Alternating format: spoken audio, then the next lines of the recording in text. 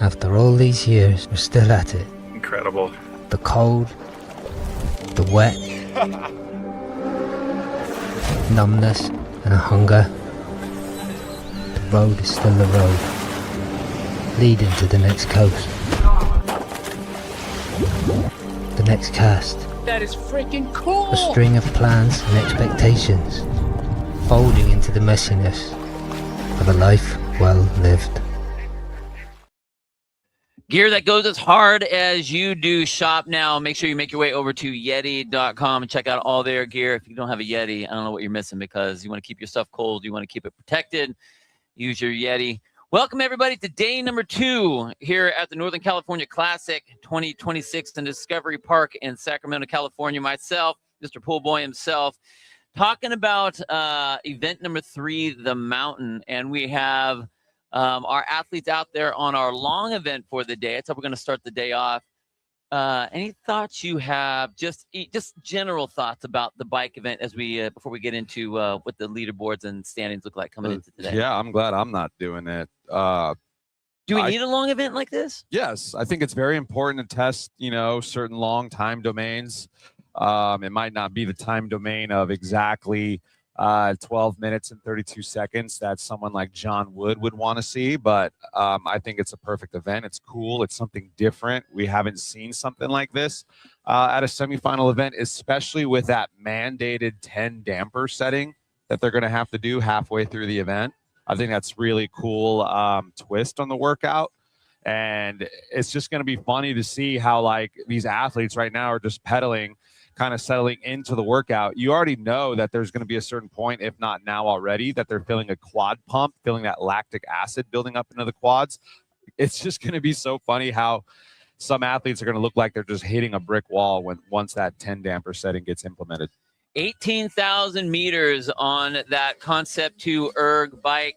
As we see our athletes working through that with, just like what Pool Boy is talking about, the 20-minute mark, we'll have to bump all of the dampers up to 10.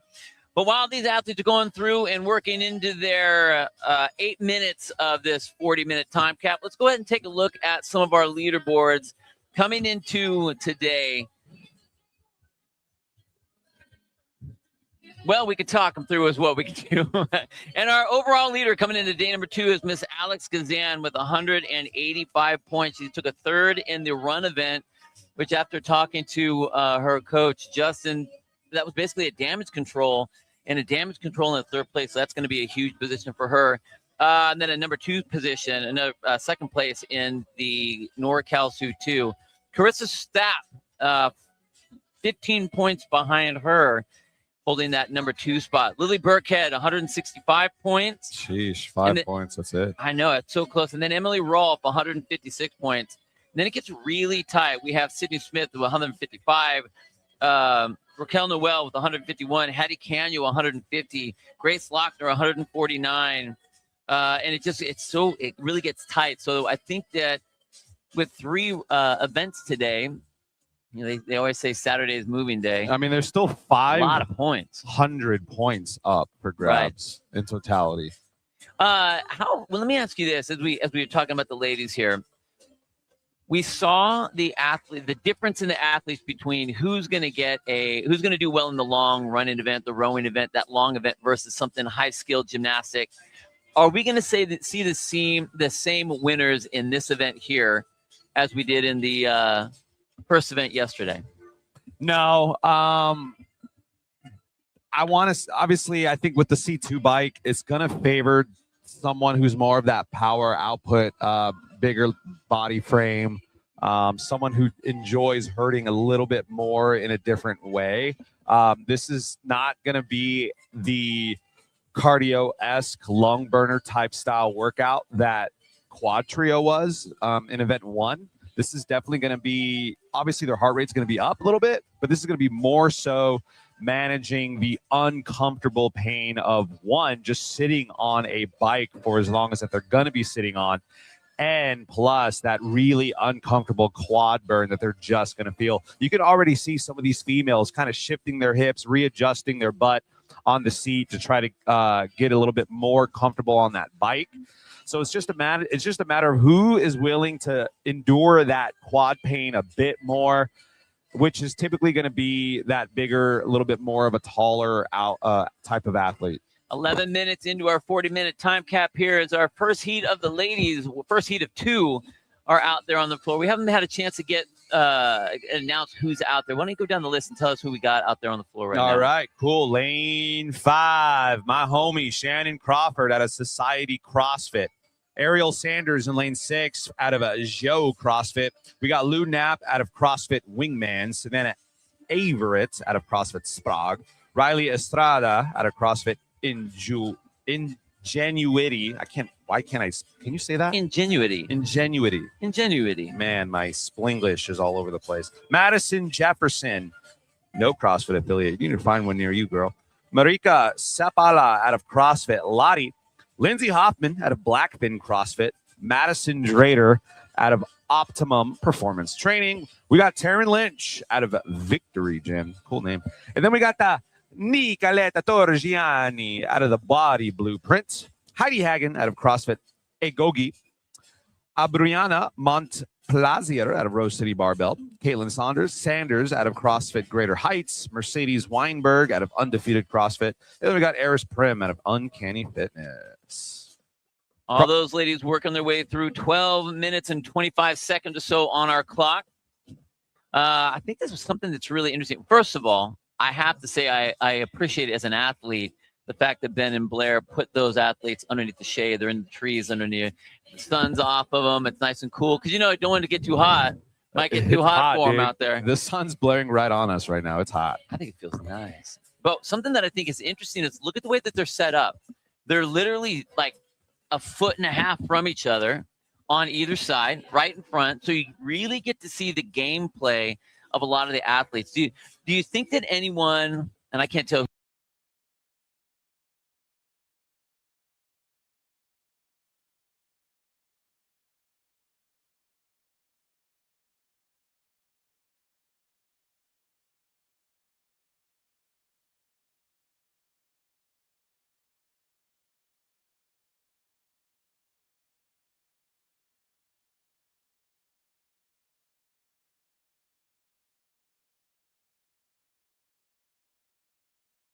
setting, you'll be able to see it.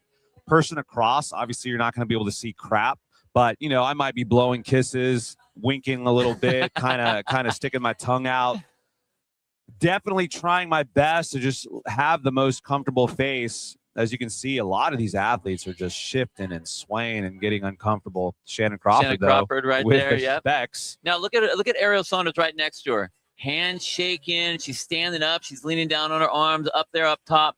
I mean, is this a good position to be riding to come off that, or should you get in there and get back into work here? The hand shaking is a little confusing to me. I'm wondering why she would do that. Maybe because she's just leaning so far forward in those handles that hands are going a little numb, maybe. And she's trying to just shake it out. Who knows? Eris Prim right there in the center of your screen.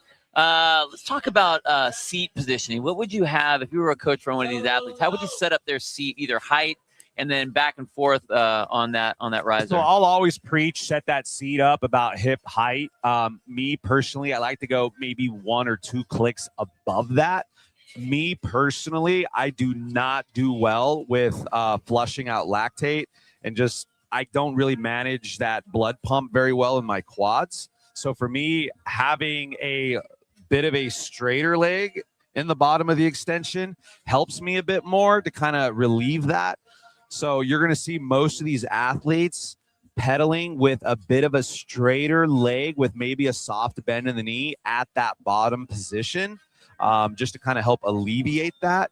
I would be surprised if you see smaller seat settings with this. And then for me, I like to personally have that bike handle a little bit lower so I can lean a little bit forward. As you can see, some of these athletes are doing, really leaning into those handles. That's just personally what I would do.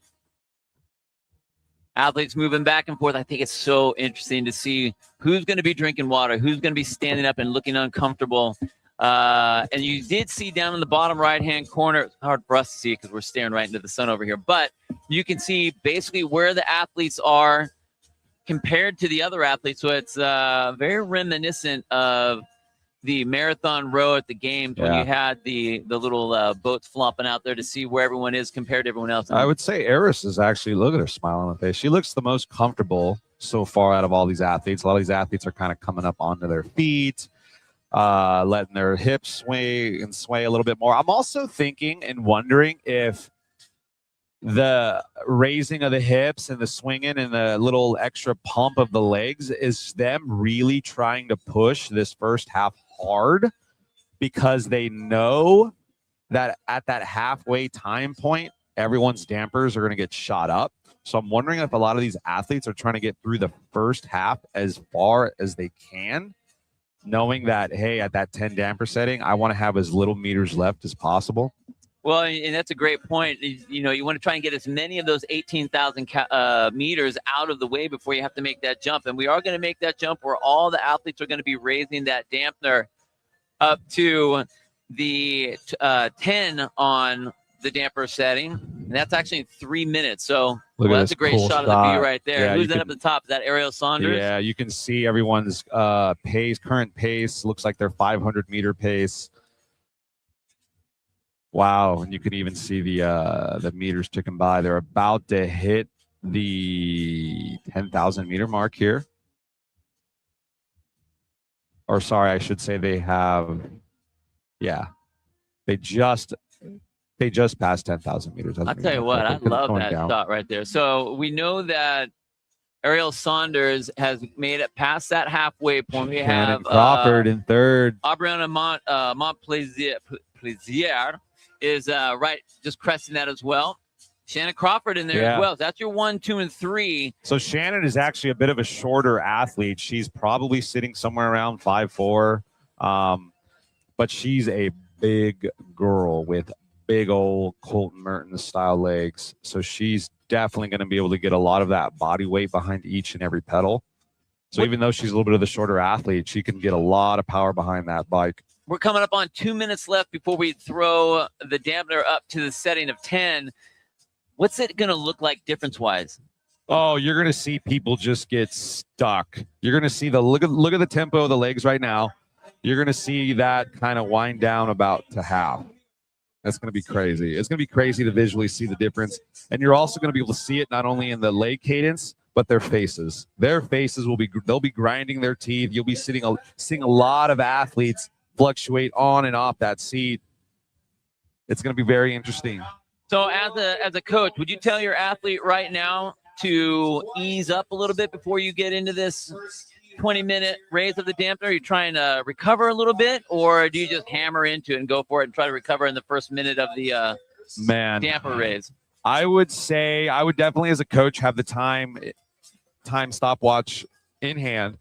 I would probably be telling them, hey, minute on, minute off. Like minute on, push the pace. And then the next minute, settle back down and kind of just fluctuate back and forth, timing it to where maybe that rest minute or that easy minute leads into that 10 damper setting, just to kind of let your legs flush out a little bit before you just get pulverized. We're coming into about our final 30 seconds or so of the choose your own damper setting before everyone has to drop it up into 10. I'd love to keep that nice wide shot on everyone to see just how drastic of a difference it changes from what they are now. It kind of seems like the athletes know it's coming.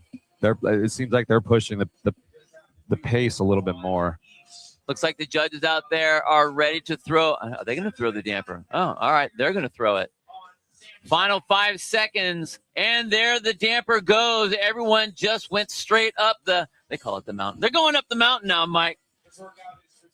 Now here's a lot of athletes out of the good idea, bad idea. Here's the thing. Yes, see, a lot of these athletes are now standing. Now, what's interesting is we were told that not necessarily every bike is going to be set to that 10 damper. What they're going off of is the drag factor. So if one bike set at a 10 has a certain drag factor, but another bike has the exact drag factor at a 7.5, 8, or 9, then they're going to set it at that 7.5, 8, or 9. But from what I saw, it looked like the judges just all like everyone dropped it up. Yeah, they just all just cranked it. So it'll be interesting. Interesting if that's an even standard they're still holding. Miss Ariel Sanders up in the front with, it looks like about, what is that? 100 meters? Maybe 200 meters ahead. Shannon Crawford up in that second place position now. She was in third. Let's go. Nice battle between those two ladies. You can see just how close the rest of the field is. So Ariel Saunders way out in front, and then a group of like 10 ladies. I mean, with all within 50 meters of each other. Wow. Ariel Sanders in first. Yeah. Sanders was holding a 148 for a good second. Shannon Crawford in that second place position. 155. She's been holding that. 153 as well. Starting to make a little bit of a push on Montplaisir. Yeah, the difference between first and third's 500 or 1,000 meter pace is pretty crazy. That 10-second difference is wild. See if we can get a shot down there by Ariel Saunders. Yeah, look how slow the legs are going, Bill. Look how slow the legs are now, Bill. Aaron Prim. T1 sales female athletes to take on Sand Trap, presented by Red Fitness here at the Battleground stage.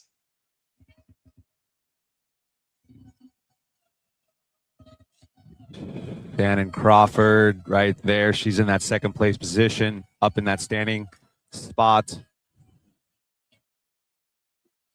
I wonder if that's distracting for Aaron Prim. What do you think she's staring at with Shannon Crawford right ahead of her? Her screen. What are you going to be staring at? Your screen. Good answer. Man, who's that to the left of Aaron Prim? Is that Mercedes? She's hurting. We need to start in 1 minute. Or to the right of Aaron Prim, I should say. Coming up on the 23-minute mark. Again, 40-minute time cap for our ladies when they're out here. We're going to have athletes on both sides. Ariel Saunders holding on to that lead. Kind of looks like Shannon Crawford's made up a little bit, eaten up into a little bit of that lead. It's hard to tell, Bill. Our screen's a little glared. It's a little glary where we are. They're in the shade, which I can appreciate that. We'll give them the shade. We'll take the sun. It's all right. It's hot, Bill. Very intimate setting down there on the floor for our athletes. This is the a third venue done specifically just for the bike, trying to keep them in the shade a little bit. It is hot for them, or would get really hot, especially when there's no wind or anything on them. So nice that Blair and Ben decided to do that for them, give them a little bit of protection. Yeah, also nice for them to not put the community events through the same event. I mean, they're all, I've talked to so many people that are like, thank God I'm doing that. Definitely long, definitely grindy. But just like you said earlier in the broadcast, it's a test that needs to happen. We see so many of the semifinal events that don't have a true long event. And this one, they're definitely checking the box for sure. A nice, long, monostructural event. Yeah, and what's really cool, too, is like you would always think of a longer cardio-esque type event to involve like running and then have it like maybe paired up with rowing, biking, or something like that. So I think it's really cool. I know a lot of people might be saying like, hey, this is predominantly an event that's going to favor the bigger, stronger athlete, but it's something different. It's something cool. It's something new, something unique we haven't seen. So I kind of think it's cool that Ben and Blair went outside of the box, decided to program just a long biking event, kind of giving it more like a Tour de France type feel, especially with that 10 damper setting. You can see, guys, their legs are just stuck in mud. The cadence is significantly dropped. That's pretty insane. A lot of these athletes are reverting back and forth to seated and standing position. As an athlete, I'd be kind of thinking like, man, maybe 500 meters sitting, 500 meters standing, just kind of going back and forth, figuring out a way to just see how comfortable can I be uncomfortable the entire time. Erin Prim, though, I will say she's looked pretty comfortable physically. Maybe too comfortable because she's not quite sitting in that top 5 position.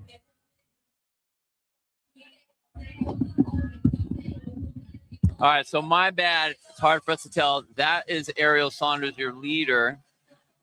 Not Eris Prim. I apologize. That's Ariel Sanders? That's what we were told. No.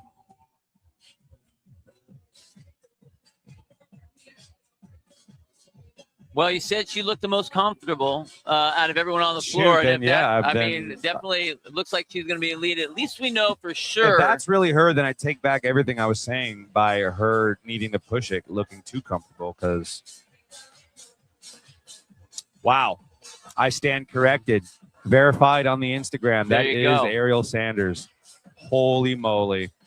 Ariel, you're crushing. Keep doing what you're doing. We're calling you right by name. I apologize. As far as calling you out after that, we also they didn't really set up our lane lines the way we were expecting, but very comfortable up on the top of your screen as she's running through that, well ahead of the rest of the field. Currently sitting at 27 minutes on the clock.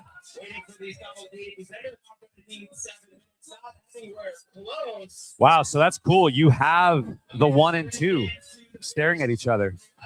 Ariel Sanders staring down Shannon Crawford. Shannon Crawford staring down Ariel Sanders, the 1 and 2 in the event so far. Ariel looking very comfortable in that lean forward position, butt down in the saddle. What's the difference between riding? What are you benefiting by sitting in a seat like that? Honestly, are you exactly at a 10 damper? It's like I know instinctively, like as the legs get tired, you kind of want to sit back down in that seated position, but as soon as you do, your legs just get filled up even more with just pain and blood. Are you changing where the emphasis, like what muscles you're like using as your primary when you are standing or sitting? Are we going glutes? I feel like you get far less leverage when you're in that seated position, obviously. So things tend to get a little bit more harder, but obviously it's a little bit more of a comfortable position to sit down in. So again, I would definitely emphasize just going back and forth, maybe 500 meters standing, 500 meters seated. And then maybe on that last like 2,000, 3,000 or so, you just try to stay in that standing position the entire time as these athletes are approaching just about 4,000 meters to go. Oh, no, they're past that. So we've got Ariel Sanders, who has less than 3,000 meters to go. Shannon Crawford, I don't think is going to be able to catch her. She seems a little too far back. It seems like the first and second positions are going to be locked up. I don't think third can catch Shannon. But if you go back to that screen again, it looks like the third, fourth, and fifth were actually pretty close within each other. Look at that. It's amazing how tight that is. Yeah. So third, fourth, and fifth are well within reach distance of each other. Shannon and Ariel are just taking away this event for Heat 1. Just about to get to that 30-minute mark of our 40-minute time cap for the mountain. This is really cool. First, you can see it, the countdown for the first place rider. She's approaching the 2,000-meter mark. I'm wondering, 1,000 meters on the C2 roughly is going to be 2 minutes. So I would definitely say once she gets closer to that 2,000-meter mark, 1,000-meter mark, just stand the whole way and just push, push, push. Ariel Saunders showing a very powerful time. Nice time to set for that next heat, too. So one of the things, she is separating herself from the rest of the field, but knowing that you have some of the big-name athletes in that next heat coming up, it's like you're trying to race the ghost right now. Yeah, and this is crazy, too, because Ariel Sanders is a little bit more that taller, a little bit longer athlete versus the second place person right across from her, Shannon Crawford, like I was saying, is a shorter athlete. So it's interesting to see that probably the tallest person in this heat right now, and arguably the shortest athlete in the field right now, are both first and second. You might have to check in there. Nikki Torgiani with the nice little lime green out the feet.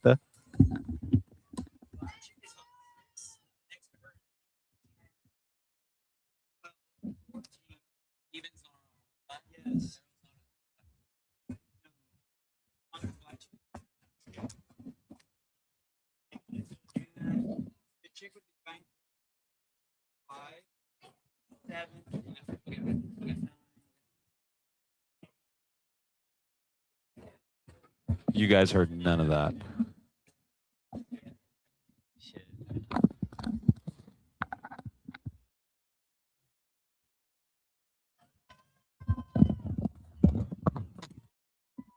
Shannon Crawford down there in lane number 5. Right next to her in lane 7 is Lou Knapp. As we're just finding out what the lanes are right now for all these ladies. Riley Estrada's in lane number 9, which is going to be 3 up. 6, 8, 10, 12, 14, 16, 5. Got it. Your leader, Ariel Saunders, down in the bottom of the screen in the all black, right there in lane number 6. That second place position right above her in the yellow top is going to be Shannon Crawford. Ladies are still doing the cross body carries down and back on the field, but now they have a 1 rope climb each round. Ariel in the all black, starting to lean forward a little bit, coming up to the 32:40 time. About 1,000 meters to go here for Ariel Sanders.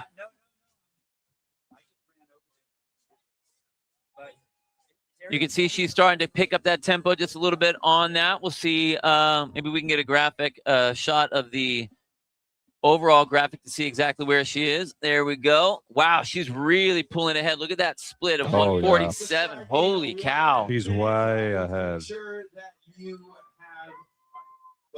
Under 300 meters to go for Ariel Sanders. 250 left to go.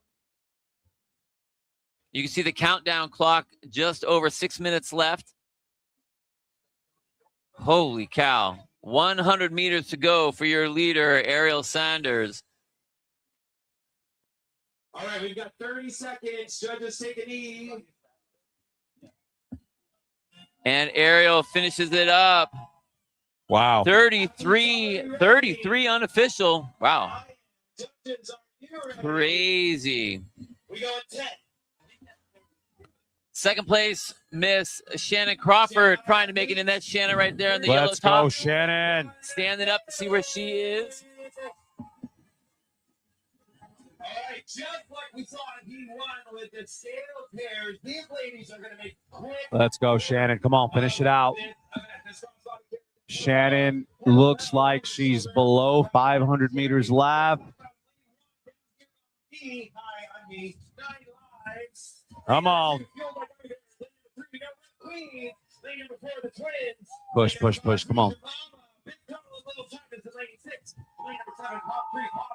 Third. Ooh, look at it. It's a race between third, fourth, and fifth right now, Bill. It's close.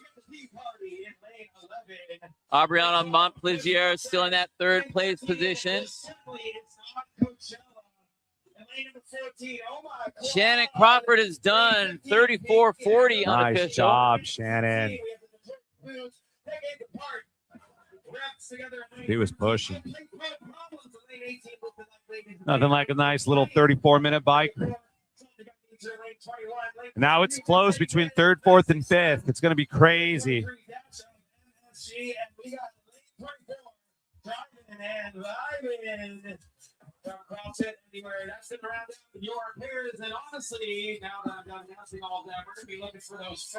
Oh my God. Oh, and there it is. Third place is in. Weinberg is in. Montpellier and is there in. it is. Lynch right behind. Right there. Wow. Look how tight that was. Shoot, look at, what was that, 6, 7, and 8? Wow. Wow. Who's 6, 7, and 8?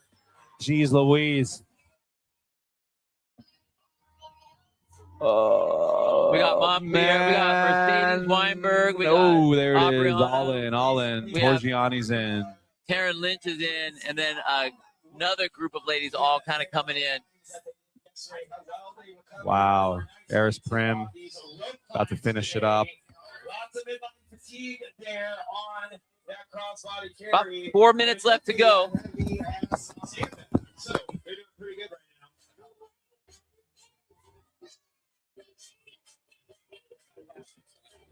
Lots of ladies in the field, and I can only go down about halfway. I also don't want to get trampled. So All right. You can see like Shannon's off the bike. Kaylin Sanders flushing the legs out. That's what I would be saying. Set that damper back down and just flush those legs out. Now, do you think this is going to be an event that's going to really mess them up for anything else? I don't think I've ever been sore biking. Yeah, I don't think that's going to be the case at all. Can you hear me very well? Yeah, I can hear you. Okay, good. Yeah. I had to do a little headset switch on that one. No, I don't think this is really going to affect the athletes at all, other than just make them breathe a lot, get that blood flowing in the morning. I'm almost wondering if this would even help them. Kind of flush the legs out, pump the blood out, you know? Well, but yeah, but what are they pumping from? The thrusters yesterday? Yeah. Yeah. It was hot, Bill. Man, you and the temperature thing. My goodness. My goodness.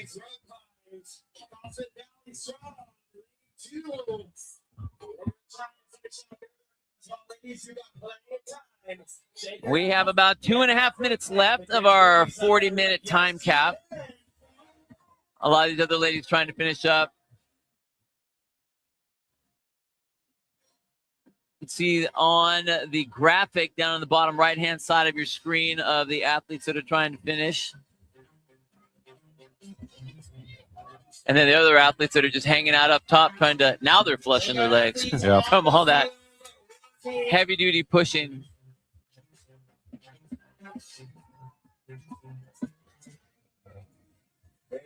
Two minutes left to go in our time cap.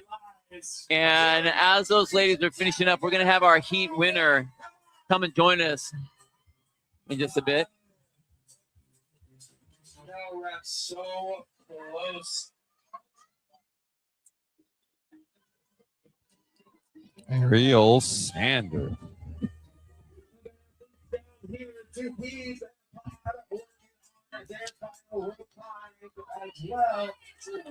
We got one more heat to go, Bill.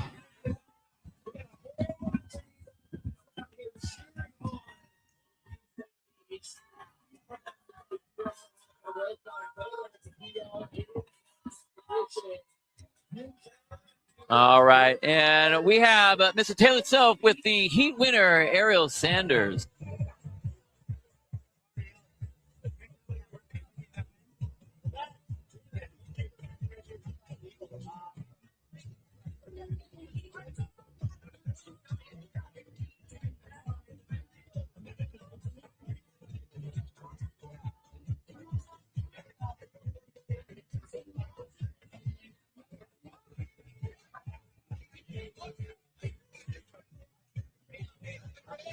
What was your average? 152, 153? I actually don't know. Okay. I wanted to start at I looked at a 30-minute test that I did last year at this time, and I wanted to start at that pace. So. Nice. How long have you been doing CrossFit? Since 2017. Okay, awesome. Do you remember your first CrossFit workout? I know it was like a girl workout. No, actually it was sprint. Wow. Yeah. First. I'm pretty sure. Yeah. That's crazy. Yeah. Do you have a favorite CrossFit workout? I like toast. Anything that's like toast bar, kind of sprinty, not normally long events. Do you remember the 2023 semifinal finale? It was flag, toast bar, sandbag, bear. You like that workout? Oh yeah, I would have liked that. Nice. And then, do you have a favorite CrossFit athlete or a hero of the sport? A hero of the sport. I really like Melissa Bakamali. Nice. And then My coach used to train with her. oh really? Christy Atkins. Oh, that's cool. And then Emily Bridgers was my gymnastics coach. I was 15, so I've known her for a long time. Yeah. I And then she's friends with Danielle Brandon, so like being able to hang out with her and see what she's able to do is really cool. That's great. Hey, great job. You really smashed the event. Thank you so much. Yeah, have a good one.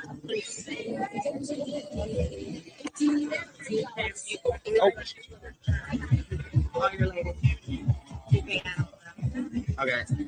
And she handled that.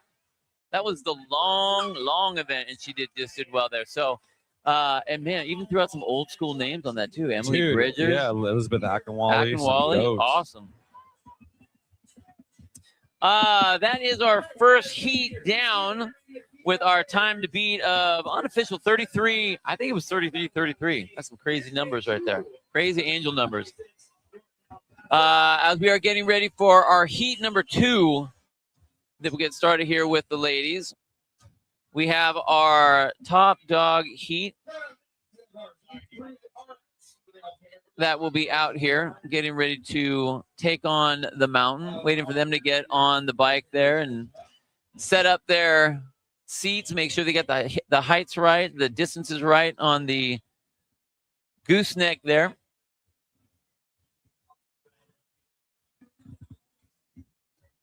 Did anything change, Mike, for you as far as how the athletes handled it, or anything that anyone would have learned out of that, or just that it's long and it's sucky? It's just long, sucky. I kind of saw what I expected to see happen. I am impressed. Caitlin Sanders looked super comfortable. I wonder if that was one of the first questions Taylor asked. I apologize for not for us not be able to get that audio fully to you guys. I'm very curious if Taylor asked if she had any sort of background in biking recycling, because she just looked very comfortable. She looked so strong on the bike, yeah. And there wasn't even like a panic mode when she would go from seated position to standing position. It just seemed very. No, she knew exactly what she was doing. Exactly. She seemed like she had intent behind it versus other athletes kind of just doing it to get comfortable being uncomfortable. As our next heat is coming out to the floor and getting themselves ready. Again, your overall leader coming into today is Alex Kazan with 185 points. She's going to be in the center of the bikes there, lane number 13. Yeah, hopefully she took some gummies. Carissa Stapp right behind her, 15 points behind. Miss Carolyn Prevost right there. Whoa, I have the hat instead of the headband. I didn't even recognize her. I know, she's ready. We got a sun hat to her right too, but they're all in the shade. You're good. You guys are good. You don't need no sun. Athletes getting ready to go, and they are off. 18,000 meters of Concept 2 bike erg getting ready to be handled by these ladies. Down there we have that beautiful screen set up by Concept 2, showcasing where all the athletes are, who's in the lead. So we'll have our lead athlete up at the top, and we'll see that bounce back and forth as the leaders change, if they do change, and then where everyone else is and how many meters that they've gone and what time they've gone with as well. It's going to be funny to stare at that screen for the first 500,000 meters. It's going to be swapping a lot. It is going to be bouncing around a lot. And well, how hard do you open up on something like this? How aggressive do you get on an 18,000 meter ride in the first, say, 2, 3, 4,000? I don't know. I don't think you should be aggressive at all. I think you should go whatever game plan you've got, just out the door, stick to it, whether that be a minute on hard, a minute off, settle in, back and forth, whatever game plan you got. You just got to roll with the punches on this one. This is a long event. You're either good at the bike or you're not good at the bike. What about the damper setting? You know that we're going to be setting up at 10 at the 20-minute mark for all the ladies. How much resistance do you want on the early part? Do you want to try and keep it low? Do they have a higher tempo, a higher cycle rate, or do you want to try and push it a little bit more? I think it just depends on the athlete. Me personally, again, I'm going to keep that setting a little bit on the lower end, maybe a 4.5, a 5 at most, just because I just don't deal well with that lactic buildup when other athletes can handle that a little bit better. So maybe they're going to be at a 5.5, maybe even a 6, but I can't imagine any dampers being higher than a 6 right now. Some Maybe very relaxed ladies out there on the floor. maybe Sorry, on the, go ahead. Sorry, but yeah, maybe on that men's side we might see the higher dampers a bit, but for the females, I can't imagine it being higher than a 6. Miss Alex Kazan, last year's champion right there as she's going by. Currently coming in first place into day number 2. Sydney Smith going by in the all yellow. Yeah, she got a great day yesterday. Samantha Pugh right there with the arm tats. Emily Rethwell looks like the purple top and bottom. And Morgan on the end there in that lane. Oh, look at that sweet herd tattoo. Oh, John, I want one. What the heck? I'll get that permanent too. Mike, go ahead and give us our lane assignments for our ladies out here on the floor. All right, Bill. Let's start with Laura Driscoll out of Man-Made CrossFit. Then we got Caroline Prevo, one of last year's qualifiers out of CrossFit Colosseum. CrossFit Colostrum? Coliseum. Amy Hosking. Girl, you need to find an affiliate near you. Leah Storin, CrossFit Oslo. I wonder if she's feeling okay after that first event. Did we see her in the second event yesterday? Yeah. Okay. She's good. Then we got Grace Lochner out of Lakeside CrossFit. Rachel Noel out of CrossFit 801, Emily Rolfe, CrossFit Sea Level, Carissa Stapp, who is our second place overall, CrossFit Billings, Alex Gazan, our overall leader in Camp Rhino. Then we got Lily Burkhead, CrossFit West Chase, Sydney Smith out of CrossFit Invictus, Hattie Canyo, CrossFit Framework, also one of last year's qualifiers, Samantha Pugh out of the EMOM Company, Haley Kanthak out of State 48 Fitness, Emily Rethwell, CrossFit Invictus, Callie, I got to ask you how to pronounce your last name. Pedrowski. Okay. Tar Heel CrossFit. And then Morgan Patulo, Wildwood Fitness Co. There are your ladies and their respective CrossFit affiliates.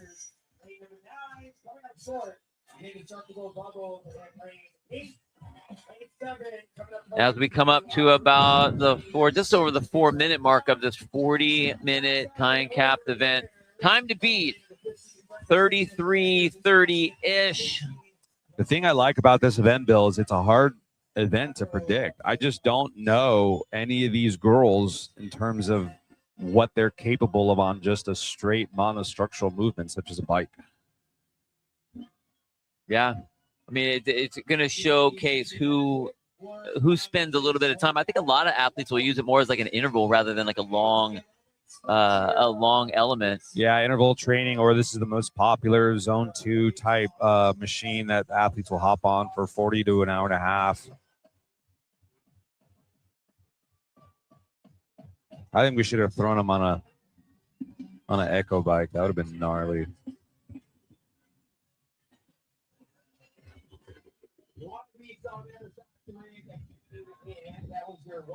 Shout out to Concept 2 for providing the bikes. Big shout out to the sponsors.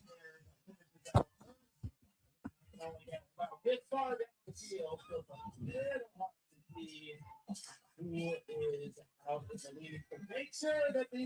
think Zone 2 is overrated, Bill? Yeah, I do. Yeah. I think that I don't have the patience for Zone 2. I'm like 20 minutes in. I'm like, I'm good. I think the people that spend a lot of time in Zone 2 training just don't want to feel pain. Yeah. They just want to. It kind of goes way back to the old school. I need to get in shape, so I guess I'll just go run 3 miles a day and check the body. I ran 3 miles today. Great job. Talking with your friends or whichever it is. Like, there's a place for it, but it's not the place. Yeah. Intensity works magic. It really does. Handful of athletes. Man, look at all of them are down there. Look at the cycle rate of these ladies. Too high? What do you think? I don't know. I mean, these athletes know themselves best. I mean, I guarantee you a lot of these athletes have spent a fair amount of time on the C2 bike. So they know what to expect. They know what they're capable of. So whatever cadence that we're seeing, it's something that the athlete is comfortable with. So I don't think we're seeing anything out of the norm. Sydney Smith there in the yellow. Alex Gazan just to the left of her. Samantha Pugh just to the right. Man, I'm really glad that Sydney's wearing the yellow because it really makes it a very nice. It blends in well with her tan too. Well, I mean, it looks great. I mean, she's fantastic there, but I'm talking more so we can kind of see where everyone else is in comparison. Yeah, makes it easy to spot out Alex too. Hey, just look for the yellow and then just to the left. Hattie Canyo taking the first sip of I don't know what that is. She's got 2 bottles there. Wondering if one is water, the other one might be carbs. Raquel Noel. Now, this is one of the things we were asking, or I was asking you, was the winners of the first event yesterday. Would they be the winners here? Right now, she won the first event yesterday, the long one. This year, another endurance event, and she's currently in that lead position here. Not by much. Again, we're only... Yeah, Samantha Pugh's not too far behind her. It's crazy close between Pugh and Stapp right now. Stapp being this, and Stapp, as I say that, just took over second place. We're going to see that swap a lot, though. They look so close. Well, and they were having that same battle yesterday as well. Yeah, in the run. So and what's crazy is I remember Taylor back at the Airbnb saying that this is going to be a great event for Noel. Oh yeah, totally. Well, any of the long endurance events, I mean, that's what she said. I knew I would win this one, and then she was into damage control on the bring muscle up. And what's the time that we're looking to beat? Do you have an estimate of it? 33:30 ish. 33:30 ish. Okay.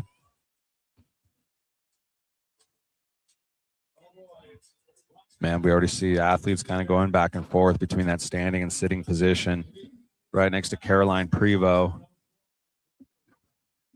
It might be Amy Hosking.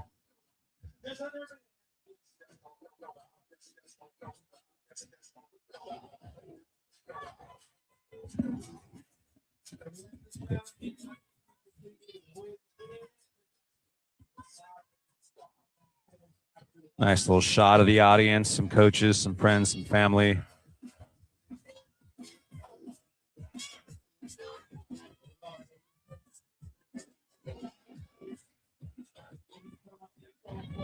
Gaines Lab, thank you for the $9.99. With that, you've also bought free access to the Syndicate Crown Stream.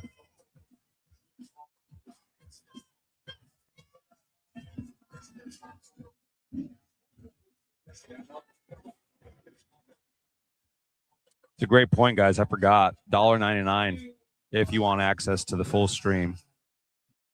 We're giving you the Heat 1 and Heat 2 of the women, but when the men come, if you don't have that $1.99, we're cutting you off.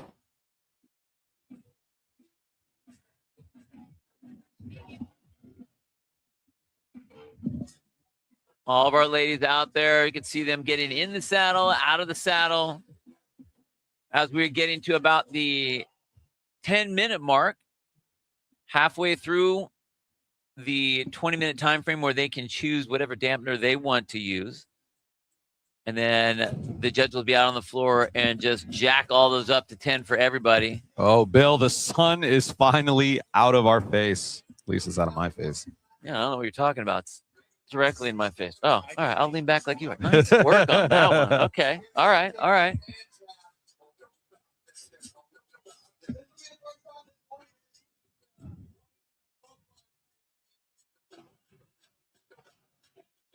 Callie, if you can hear us, Jess and little Sammy, they're cheering hard for you. Shout out 12 Lions.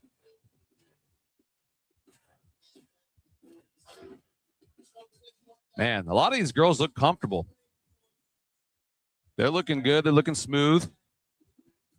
I'm not quite sure who that is in the sun hat and the bright teal blue shorts. She's been the one most on and off that bike seat, Emily Reth. Well, I believe Storn. too. That's Leah Storn. Is that right Leah there. Storn? Yep. Right to the left of her is going to be Carolyn Prevost. So the sun hat and the teal shorts, that's going to be Leah Storn from CrossFit Oslo.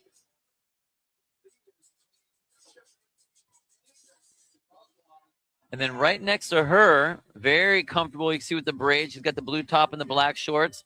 That's Rachel Noel.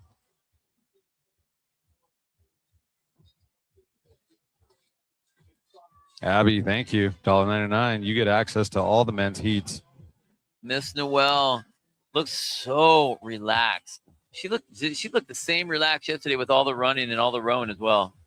Let's identify Noelle for the viewers. Where is she on the screen? Just like I was talking about, braids in the middle with the blue top and the black shorts is about the center of your screen with her back to us. There she is. Okay, I get her. She's got that little Viking look to her.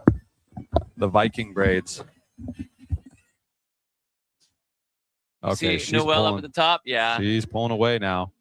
And she just looks relaxed. Now, Carissa Stapp starting to pull away from Q as well. Noelle and Stapp yesterday had that battle between the rowing, the running, and the double under. So I think two very strong endurance type athletes had some success yesterday with Raquel Noel winning the event. Emily Rolfe is now in that 4th place position.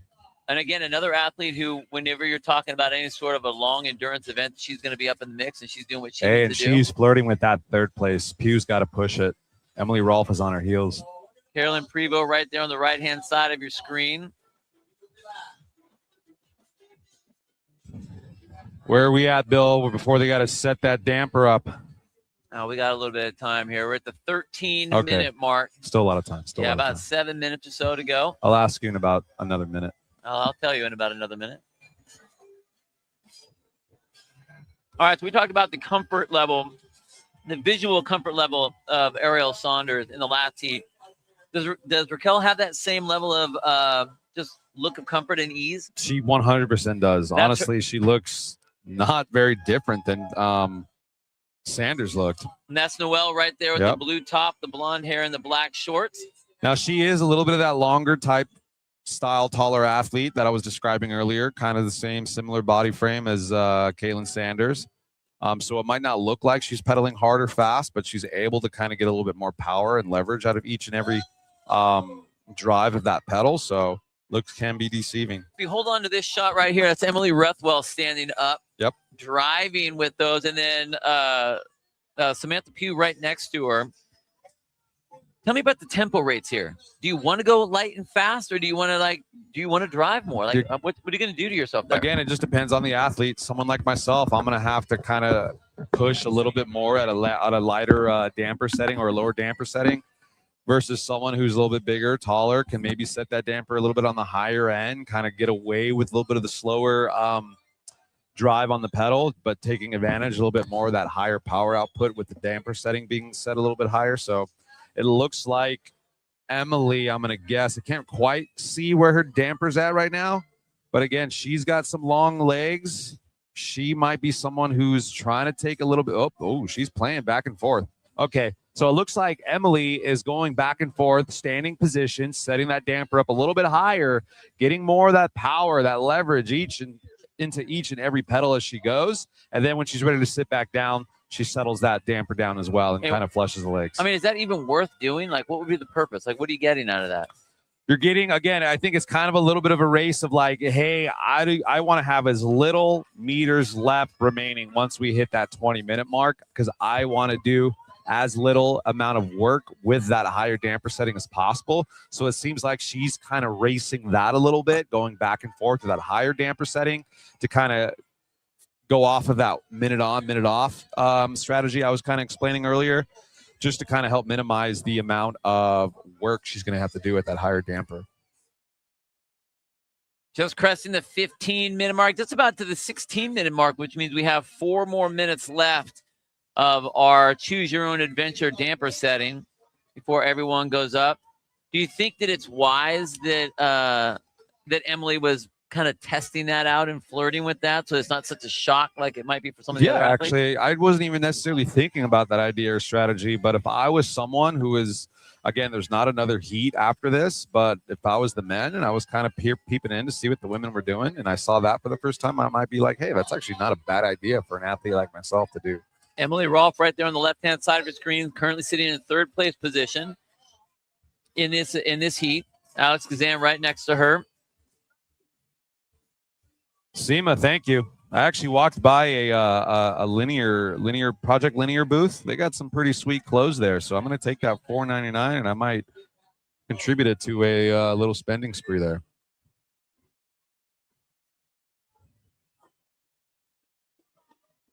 Sand trap going down.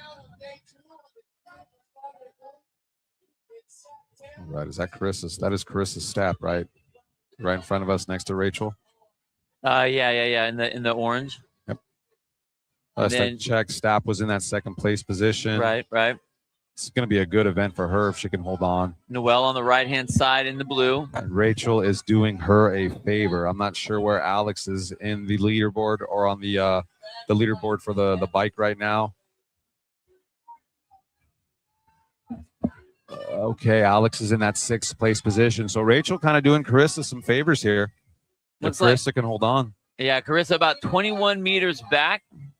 Emily Rolfe about 100 meters back.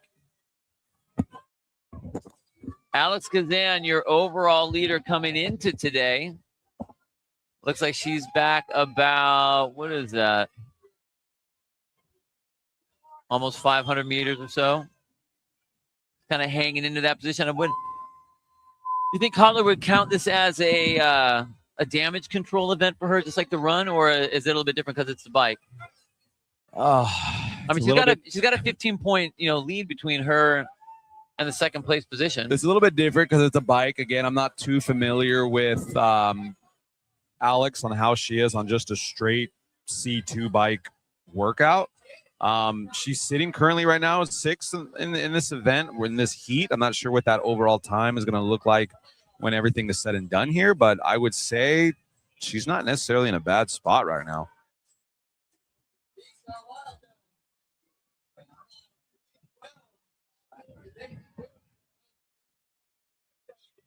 Samantha Pugh just north of Sydney Smith there in the yellow. Samantha with the all black and the arm tattoos. Man, she is hammering down right now as we're getting to about 1 minute before we go into our all dampers up. You got a fan, Bill. It happens. Who's that, Bill? She's cute. She's an old member of mine. Oh, never mind. It's Emily Comerford. What's up? She's a beast. Looks like it. One of the fastest burpers in the world. I'm trying to get her to flex. Wow. Okay, yeah, she is a beast. Why isn't she Flex it for real? Why isn't she in the elite? She's doing a team. Oh, okay. Yeah. Okay. Yeah, she looks like a beast. Good Lord. She was 100 and something in the U.S. Wow. Okay, that's pretty damn good. Going to nursing school right now, so she's like just sort of training. Nice. Not really, but just sort of. Oh, is she teammates with Kelsey? Mm-hmm. Oh, nice. Kelsey hates me. Well, you're like one of those, like either you really like you or you really don't. That is true. I like you. That's so true. all right. You're hanging in there. Yeah, they're doing well. They're sitting fifth place in the division last I checked. Elite pairs. Dampers all were put up to set of 10. You can see everyone just jumped up to their feet to kind of get that flywheel moving. There's Emily Rolfe standing up tall. All right, look at Stapp and Noelle right there. The pain cave is now set in. Those are your top three.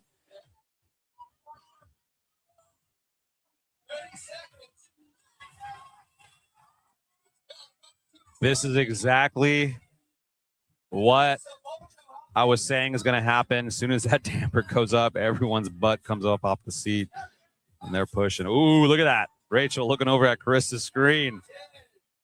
Look at that. Oh, she's going to do a double take. What was that look? That look maybe like, oh, crap, I got to push it a little bit more. She had a double take on that. That was funny. So you're 1 and 2. What do you think about something like that? Still standing up and then go down to your arms.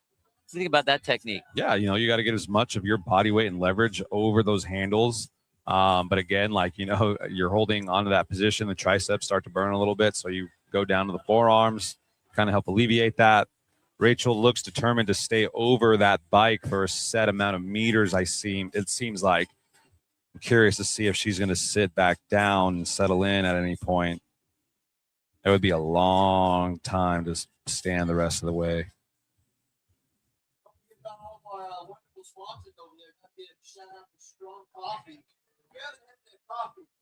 Looks like the cycle rate between our two leaders here is pretty similar. Noelle did have that lead on Stapp. We'll take a look here at the the graphic of all of our athletes to see kind of where everyone's sitting. Wow. Oh my goodness. That's the double take, Bill. That was the double take that Rachel Noel looked over at Carissa's Stapp for, because Stapp is right there. And if we saw earlier, it looked like Noel was kind of taking it away a little bit, but then, look at that pace, Carissa's Stapp. Wow. But yeah, if we saw earlier, Bill, Noel seemed to kind of have a little bit of that comfortable lead, right? And then once we set that damper up, and Noel kind of peeped back over at Stapp's bike, we saw that one and then double take. Like, she kind of went like, whoa. And now we know why, because Carissa Stapp is right on her ass. And it's going to be really interesting because that time frame, like Noel just was holding 153, 155, and didn't seem to want to change that at all, with Stapp kind of bouncing up and down and really trying to push. Look at that. Again, look at that 148. I know it doesn't... Man, even a 1-2 second difference over the longevity of the rest of the workout. They still got 5,500 meters left. That's still a good amount of time. And even if you're only 1 second faster on that 1,000 meter pace over that amount of distance, it's gonna catch up, and she will eventually pass Noel if she holds it. Who would have thought a 40-minute bike event could be exciting? This is actually exciting. I'm really glad the Concept 2 was able to put together that graphic for us, so we can actually see where everyone is. We can look at all that different data, what their split time is, how close are the two athletes, how far are they splitting themselves from the rest of the field, and how much more they have to go. So that definitely gives us a lot to talk about, because when you look at that right there, it's like don't have anything to talk about. Thank you, Concept 2. Appreciate that. We got plenty to talk about, Bill. It's hot. They're all in the shade. It's not hot. Guy, you are a baby when it comes to like temperature. My goodness. I thought I'd be the baby from San Luis Obispo. Look at Sydney. She's hurting.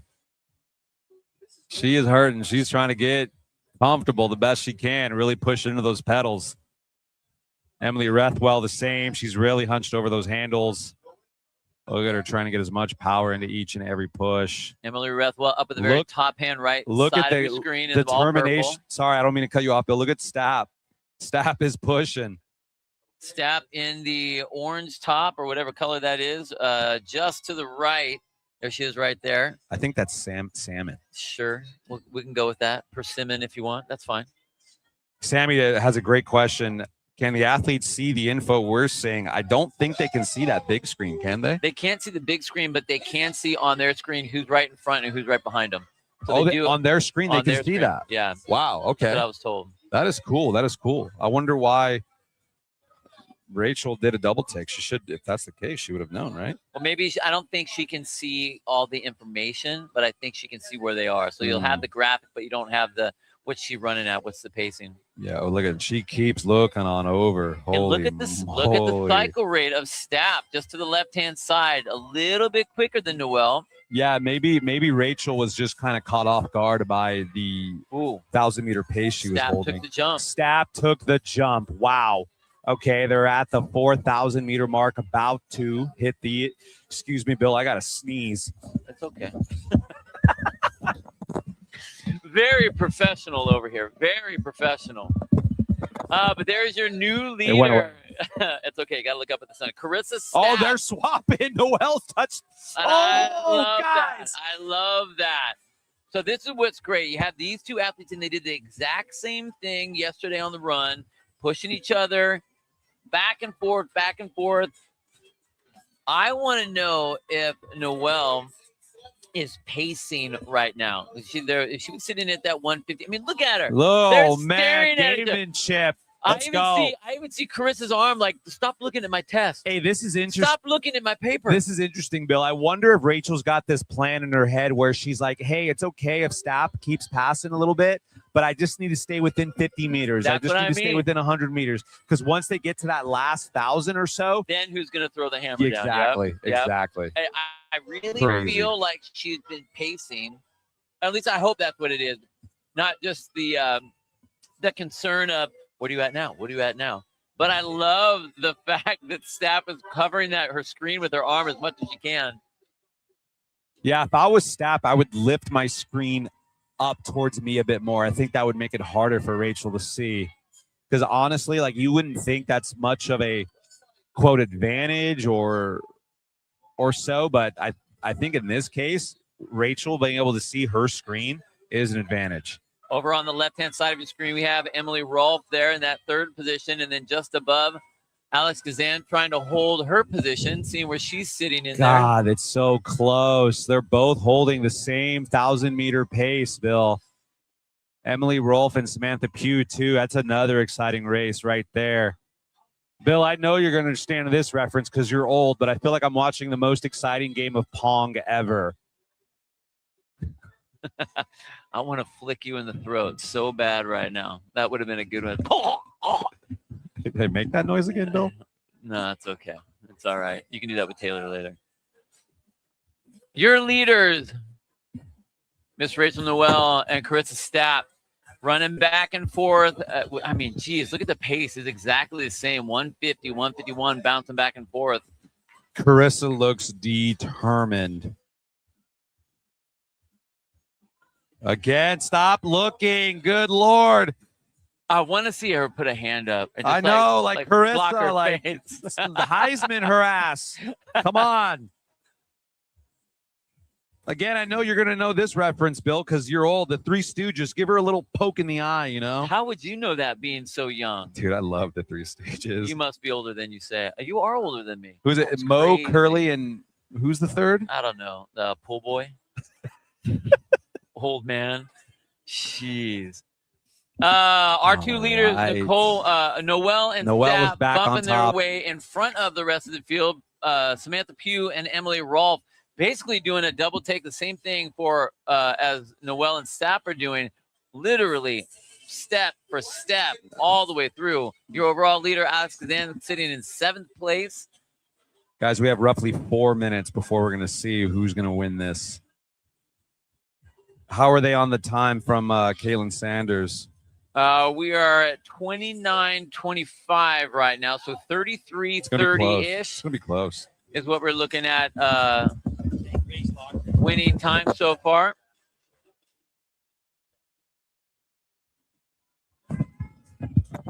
I'm also getting some interesting information on Grace Lochner. She seems to be really hurting, like hurting in a way you wouldn't think. She's grabbing her traps, her shoulders, her arms.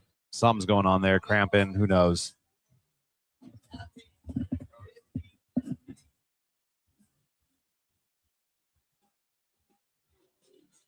Is that Grace Lochner in the pants right there, in the red? yeah. Head down, hunched over. Maybe she's just cramping every time she's in that hunched position. Who knows? Oh, I tell you what, I mean, there's no sense to get aerodynamic when you're on a stationary bike. So I would say get up so you can breathe. Yeah, like Sydney Smith there. 30 minutes, 10 minutes left on the time cap. About 3 minutes remaining at our time to beat by Miss Ariel Sanders from that first heat. Long event in the morning, 2 short sprinty events this afternoon for all of our athletes. Ladies are finishing up here. We'll have our gentlemen coming out to the floor. Curly, Mo, and Larry. That's who it was. Did they tell you on the chat? They did. Thank you, chat people. See, look at all the old people in the chat. See?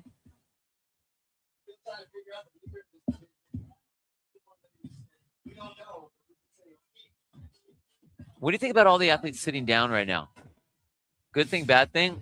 I mean, I'd see everyone. I mean, you can't be standing the whole time. I think it's just a amount of just going back and forth, getting comfortable. How about I mean, Carissa Stapp, that's the thing, is she's looks to be the only person really pushing it in that seated position. I think Rachel might have this. She looks to be far enough ahead.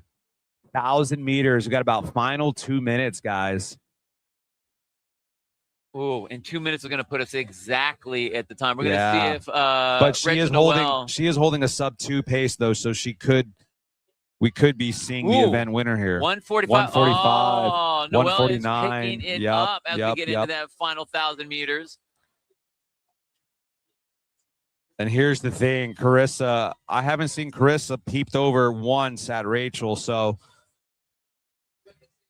Rachel has been peeping over at Carissa's monitor the whole time. And I don't know who the girl is behind Rachel wearing the Rachel shirt, but I guarantee you she's been looking over at Carissa's monitor and yelling out as well. I know I would. About 500 meters left to go. We're at 32:20 on the clock. Have about a minute and 10 seconds or so to go before we get to our time to beat. Rachel Noel standing up out of the saddle. Carissa Stapp in that second place position, sitting down. Drive, you can see her leaning back and forth. But your leader, Noel, It looks like Noel's going to take it. with just about, can't see how many meters. 300 meters. 300 meters left to go. Not quite to the 33-minute mark. 32:50. You keep calling it, Bill. 250. There's 32:55. 200. And we have not only a new time, 150. a new winner in this heat, time to beat. There's 33:05. 100. 7. But obviously, 6, your endurance champion here at the Northern 4, California Classic 3, is going to be 2, Miss and time. Rachel Noel. 33:15 unofficial. Fantastic job. Wow. Stapp just comes Incredible. in 33:22. Now, where's Gazan? Unofficial. Because Noel just did Stapp a favor. Question is, how many more athletes are going to come in between Stapp and Gazan? Gazan fell back into that 7th spot. We got to take into account Caitlin Sanders' time right now. Emily Rolfe looks like she is in. Pugh is about to be in. That's Storin, Burkhead, and Gazan are going to be racing now.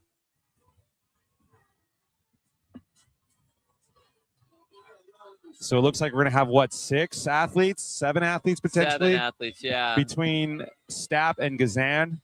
Well, it'll be 6 between those two. Yeah.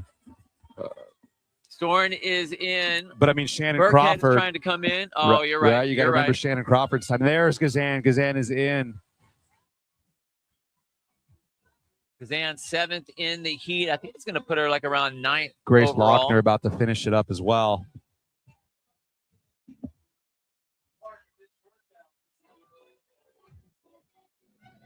Emily Rethwell on the right-hand side there in the all-purple trying to finish it up. We're at just about the 35-minute mark, 34:50. Emily Rethwell is done.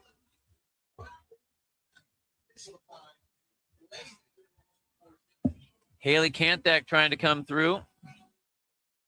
Oh, Hattie Canyo. Come on. One of last year's NorCal qualifiers. It's not sitting well. Sydney Smith also, after a great end to their day 2. This is damage control for her. Hattie right there, head down, trying to finish it up. They don't call this moving day for nothing, Bill. Kanthak is in. Prevost trying to make her way in. Just a handful of reps or of meters left to go. Prevost's in. Hattie is next on the list to make it in. Looks like she's going to be coming in all by herself.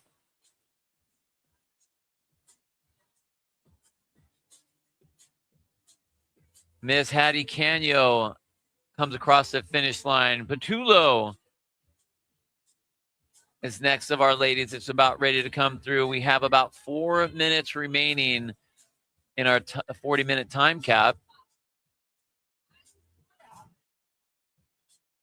Emily Rethwell right there off the bike, not wanting to do anything more with that bike as some of the other ladies just trying to ride it out. You can see Alex Gazan, Emily Rolfe up there in the middle of your screen in the all black, just trying to kind of coast it out.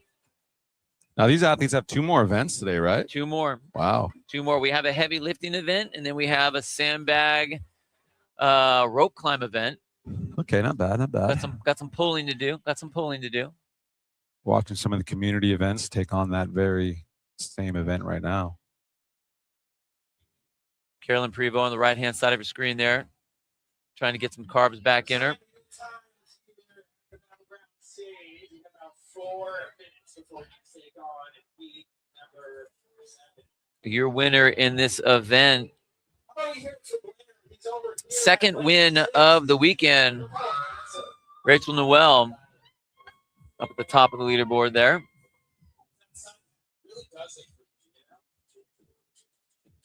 That's her right there in the blue top and the black shorts. That was such an entertaining Smiling. race. I loved it. That was Very fun. happy. It'll be interesting to hear if Taylor asks about all the looking. Yes, I hope he does. Little looky-loos. Looky-loo.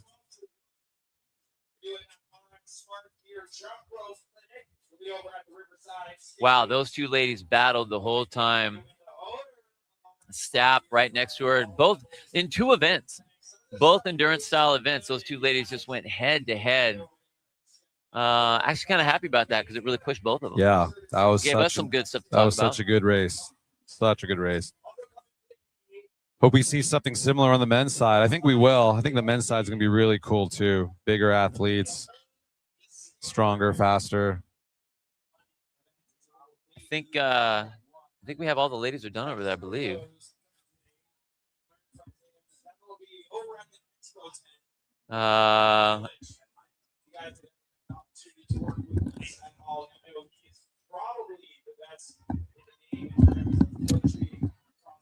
All right, as we wait to bring it down to Taylor with the winner, we want to thank the team, Matt Souza, everyone. It looks like we're going to be bringing it down to Rachel very soon. You're going to bring it over to us, I believe. He's coming over to us. Oh, cool. All right, let's hang out. Let's party. It's going to be a good hang out. time. But yeah, guys, we got a great team here. Souza, shout out all the good dudes that are getting here about 2.5 hours early just to help set everything up, to bring everything down. Want to thank the whole entire NorCal team, Ben, Blair, all the volunteers. You guys are putting on an incredible event. I mean, the whole time we're doing this call, I'm seeing some amazing community athletes right in front of us. NorCal Classic is such a cool event, guys. If you guys have never done it before, even if you live outside of the state, you guys got to be here next year.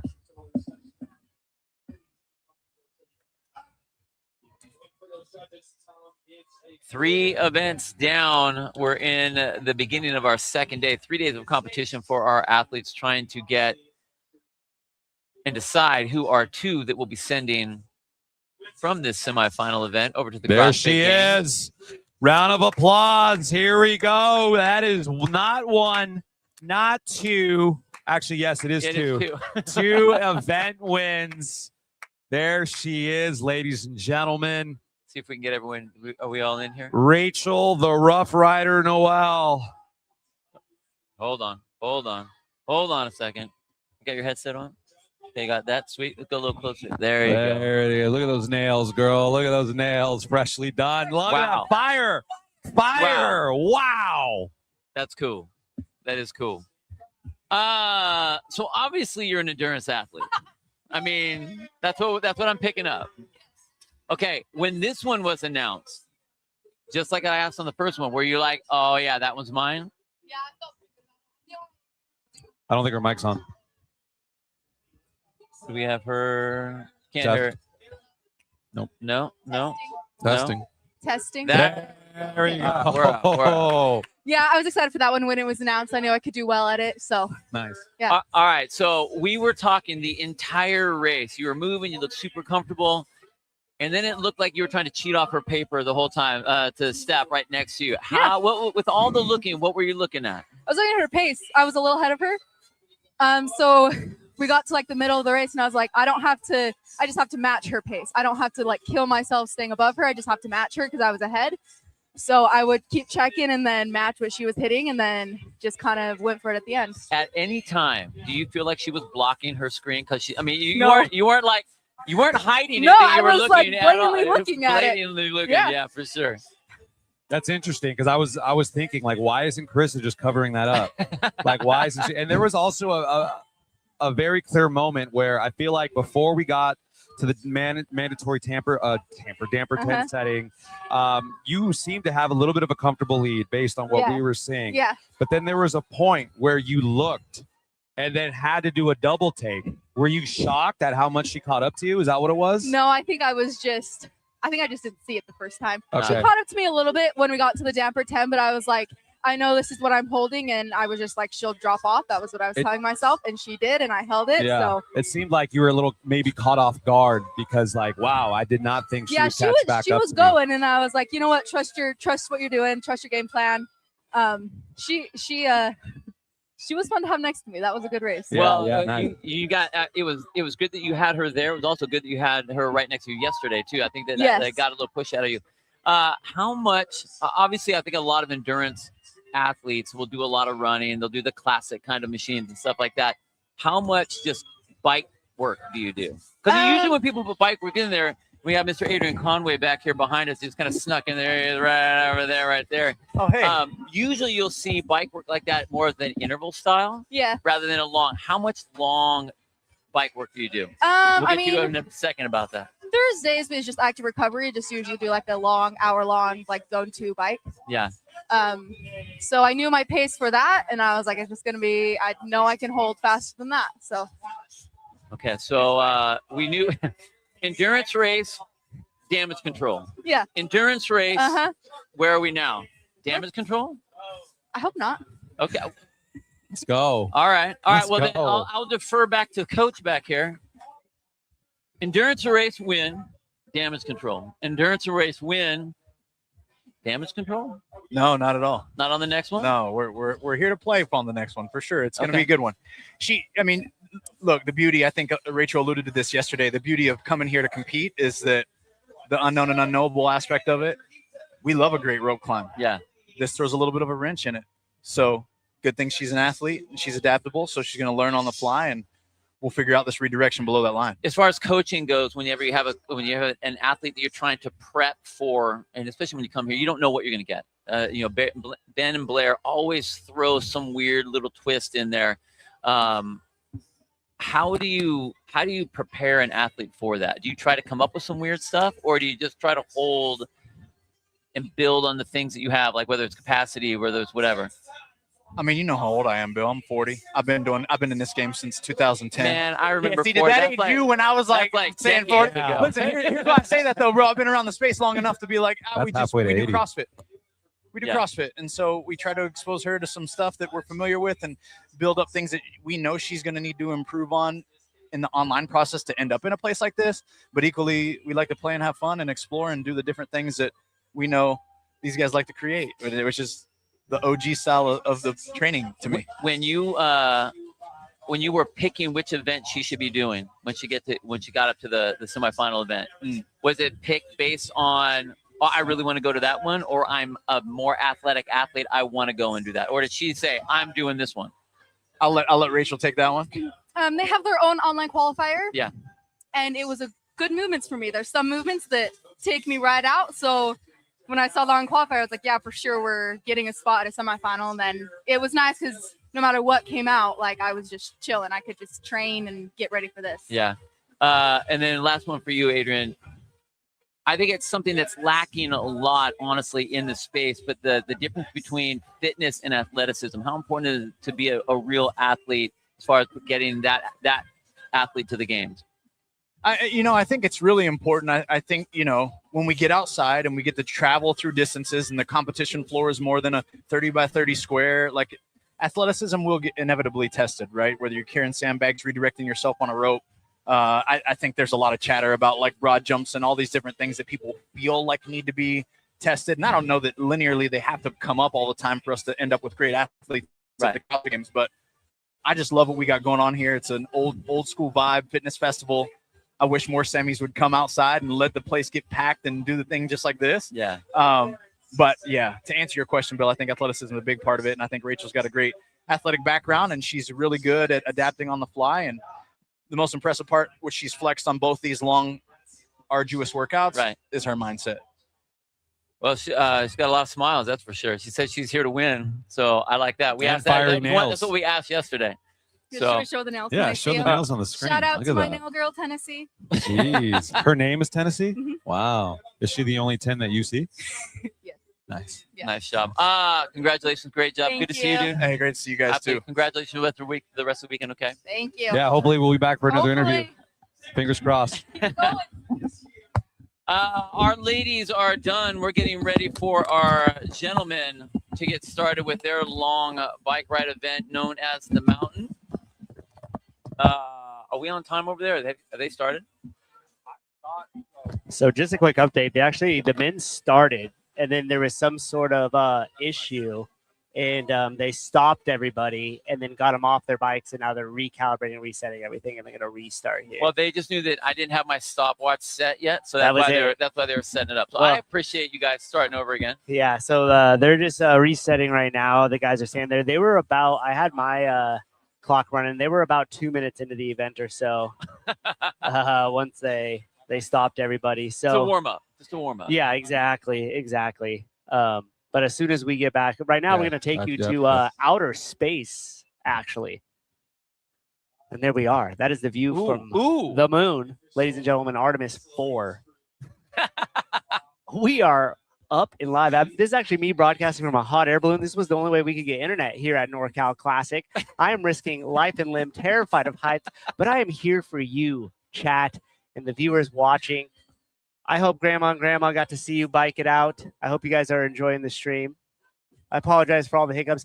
Don't forget, they're completely my fault, so don't blame anybody else in the crew. Please don't. Don't ever do it. Don't take away my time to shine. And right now we're going to run to a quick little commercial here. Take it away. After all these years, we're still at it. Incredible. The cold, the wet, numbness, and hunger.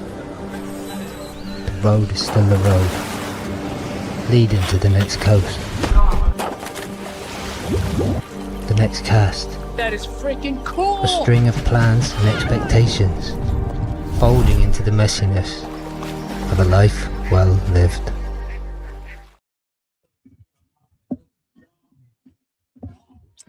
Gear that goes as hard as you do. Shop now. Yeti. You got to check them out. I want a Yeti. Yeti. I have so many Yetis. I have Yeti backpacks. I don't have any of that. So Yeti, look, it's Pool Boy. That's my Instagram. Shoot me a DM. Give me some Yeti stuff. Or you could just go to their website and buy stuff off their website. They got all kinds of cool stuff. Don't go begging for stuff. Come on. I'm a beggar. Don't be a beggar. We've seen what the ladies had to do. Now we're going to go on over to the men's side. We're working on the mountain. 20,000 meters of biking for our gentlemen as they work their way through here. But you know what? Let's take a look at yesterday. We'll get to our lane lines here because we got lots of time to deal with as these guys get going. And of course, I did start my stopwatch. Gosh, doing it. We'll figure out the time though. Your leader coming into today, Mr. Mitchell Stevens, with 175 points, with a second place on the quad trio and then a fifth place on the NorCal 2-2. Tudor Magda, fourth on the long event yesterday, and then seventh on the gymnastic skill with the thrusters. Nick Matthew right in there, 1 point behind Tudor in that third place position. Josh Felix, a handful of points back at 146 points. Our Norwegian, Victor Helsinghoff, in fifth place. Dylan Hamming, who was first in the first event, then 42nd in the second event. Not good. Is sitting in sixth place. Do you think we'll see any of our repeats? I think it's going to be a good event for Dylan. Just Seems like to be a little longer, stronger, taller athlete. I also, low-key, I'm going to keep my eyes on Ilya, just that powerful man. I know, but like Ilya was 36th in the long event on the run. But that's different though, because that's a little bit more of that just cardio-esque style event. This is more of just grinding, just power output type style. But is it power output though when you are slowly grinding through it? Or is that going to be more capacity and endurance? I feel like with someone who's got, if you were to ask, let's take the athlete like Shannon Crawford. She did not do well in quad trio. She's not a runner, but she did very well in that previous event. And I feel like that's going to be similar to the type of athlete that Ilya is. All right. Well, I guess we'll test it out. There are athletes out there on the floor. Let's go ahead and run down that list of athletes there for you there, Mike. Well, we got Jace Brooks. Then we got Johnny Sage, Nikki Rogers, Total Pursuit Athletics. We got Travis Wolf, Marcus Quack, Caden Hogan. We got Raymond Sabbats, Greg Cross. I was told that was told his name is SSG, but that's not a name.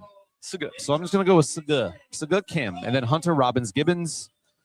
After Hunter Robbins Gibbons, we got Kyle Brunner, Cooper Bazgloff, Ryan Zeisloft, Kyle Moline, Ron Hurtado, Travis Moore, Jose Rios, Zach Richardson, Kevin Schweitz, and then Seth Stovall.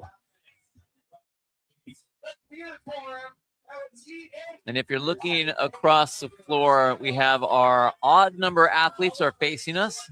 Even number athletes have our back to us. So if you look across all the way to the right, Seth Stovall you can see his back and his ponytail right there. That's kind of a way to kind of set that up. There's a placekeeper out there.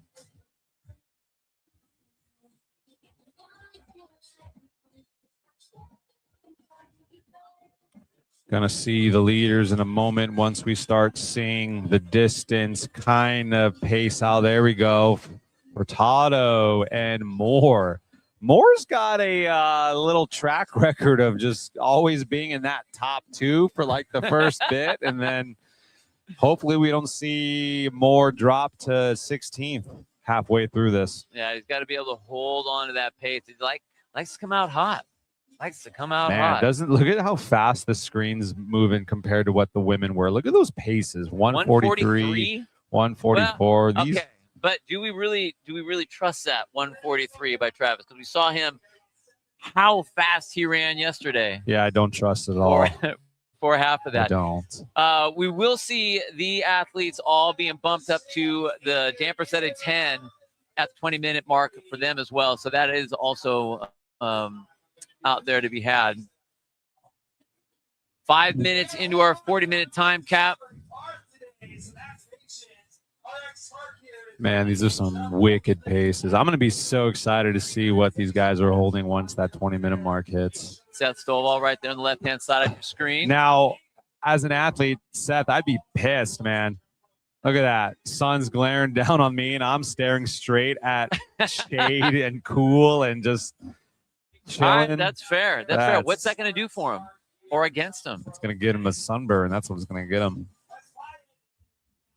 That's got to suck. I mean, I know Bill keeps saying it's not hot, and in reality, it's really not that hot compared to previous years, but God, any just sort of uncomfortableness added onto an event that's already going to put you in an uncomfortable position, that's just not cool. That's just not cool. Kevin Schutz right there in the white headband, all right, to the right-hand side of your screen. Jose Rios right next to him with the tattoo on the shoulder there. See Zach Richardson next to Seth on the left-hand side.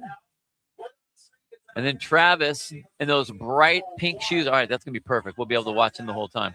Travis Moore, pink shoes and blue socks on the left-hand side. Thank you. I appreciate that. Travis is your current leader, as we talked about earlier. And in the first event yesterday was by far the leader. And then it just fizzled halfway through. So we'll see if he's going to be able to hold on to that in this event. The Island Ninja Grant making his way through, walking up and down, probably doing some sort of comedy routine out there, trying to keep everybody laughing as they have to get through this mundane, long workout. Does he live on an island? He did some stuff in Hawaii, yeah. Oh, okay. That's where he started his American Ninja stuff. That's where the ninja part comes in. Yep. Okay. Yeah, he was an American Ninja champion a handful of times. Oh, wow. And now he's the sixth buttery bro. I feel like he should apply to go on CBS's Survivor. He just gives me Survivor vibes. I think all of those reality style type people they just kind of cycle through there. I'm sure he's been on there. I think he has that. And then next he'll be on like Dances with the Stars. I saw earlier on Instagram that a member from a CrossFit affiliate. I'm not gonna. I don't know. Whatever is gonna be on the new Love Island. Really? Yeah, we're gonna have a CrossFitter on Love Island. Well, I mean, that's kind of suits drama. I think that fits, right? For a He's- lot of CrossFit And he's a gyms. good-looking dude too. He's a good-looking guy. Mr. James Brooks. You know what? I'm really happy to see him smiling because he had a rough day yesterday between the two events that were happening. Still kind of hanging out in the shade. Looks like he's talking to somebody, talking to Taylor out there or something. Talking smack again. Get away from me, dude. Come on now. Jace is also a guy that normally I would say like, hey, this should be a good event for him based on how he's built. But again, go back to yesterday. He came out hot. Someone that we thought was going to do well in quad trio, and then not so much.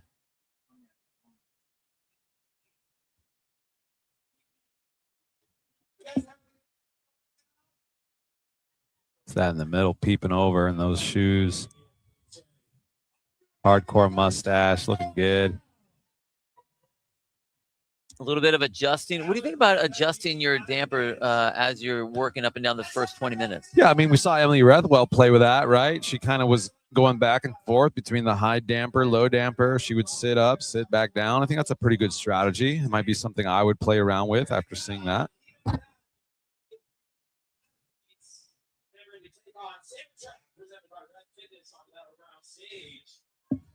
Wow, on the right-hand side of your screen. I don't know if I'd put my head down on my hands like that.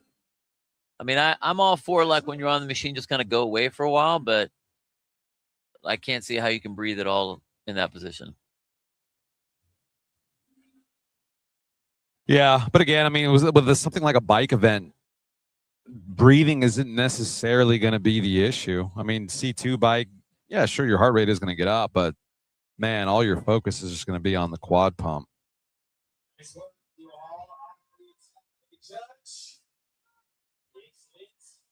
Travis Moore and the Frog Grips jersey. That's a sick jersey. I'm a sucker for jerseys, as you guys can see from earlier. It's all kinds of color going on right there. Yeah, Travis Moore styling, man. Look at those pink. It's not even Wednesday either. What do you think of that tempo that he has? That's super fast. Too light on the damper? Is he just? I'm gonna go ahead and say I think it's terrible, based on what I've seen from. Yes, we know the burnout thing. From but evidence from Travis. Is he going too fast? Yes, I'm just gonna say yes. Wait, maybe he's got the damper way down. It's super easy. Maybe he's just spinning right now. Is it that he's going super fast? I wish we could see what his damper was. because we saw that he's like in first. So I'm just going to say this is a bad idea for our boy Travis. Okay. All right. He's going out too hot, Bill. Hot like the weather. Not even. Oh, look at that. He's already beginning to fall. Whoa, Jace Brooks. Now he burned out as well. He's currently sitting in the third place position. He is begun to fall. And that's Greg. Greg Gross, right? You said Chase Gross. Greg Gross. Yeah. Oh, I didn't think I even said Chase. Oh, I said Jace. Jace Brooks is what I was talking about. Oh, so you mixed them. You mixed Jace Gross. I said Jace Brooks is no, back you said in Jace the mix. Gross. Stab you in the throat with my pen.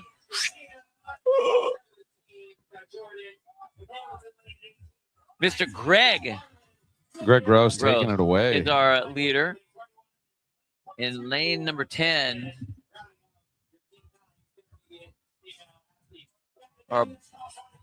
He'll have his back to us here.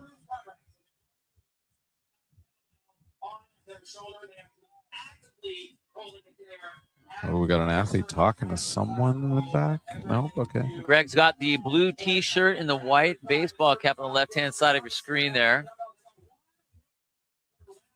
I'm really appreciative of all the lane lines that they put out there for us. It's great. They're helping us out. Makes it so fantastic to see everyone's head down.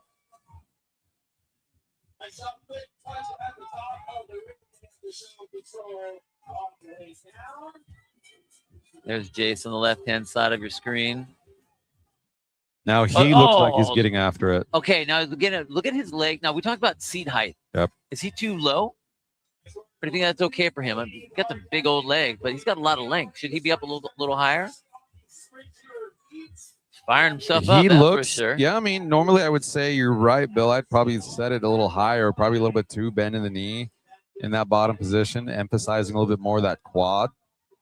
But I mean, he looks like he's having fun. Doesn't Definitely look have fun. uncomfortable. Oh, when he bumped himself up in that second place Yeah. position. And look at that. The What?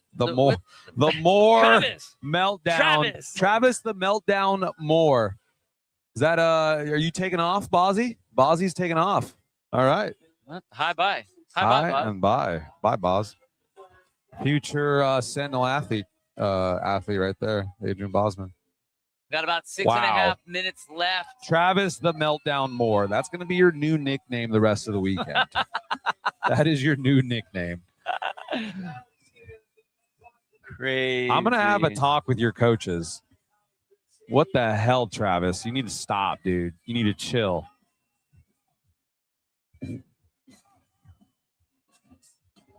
I love you, Travis. I'm just giving you a hard time.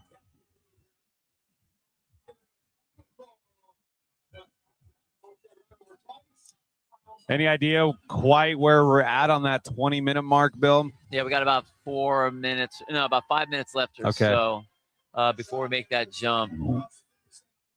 That's what I'm most excited for. This is all just the tease. Man, I tell you, I really feel like the men's cycle rate is so fast compared to the ladies. Now, we know that there's going to be a power output increase on the men's side versus the women's side. But I'm wondering where their damper is set at, or what the general damper is set out across the board. Yeah, I mean, I was saying earlier, I would reckon it'd be a little bit on the higher side with the men compared to the women. I wouldn't be surprised if we saw more of the 6.5, 7 range maybe for some of these guys. Personally, I could never freaking do that. I just hate that quad pump. I don't deal well with that.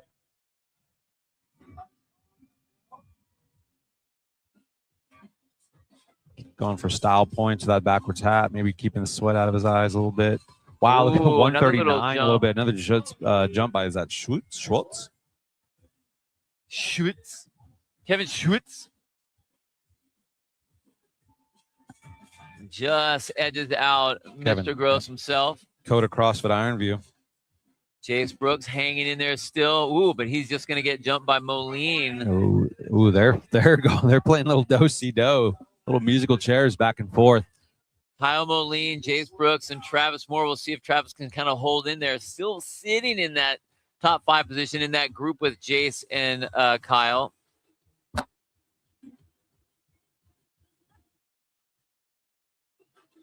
But they're really starting to spread a gap between those top 5 and then the bottom 20.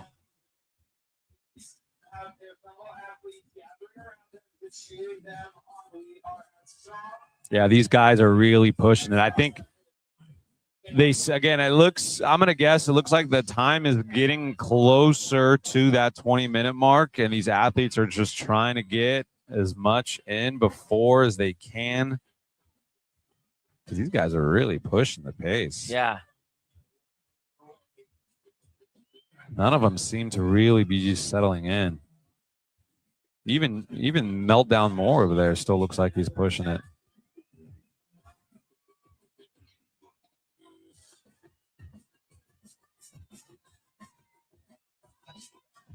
Ooh.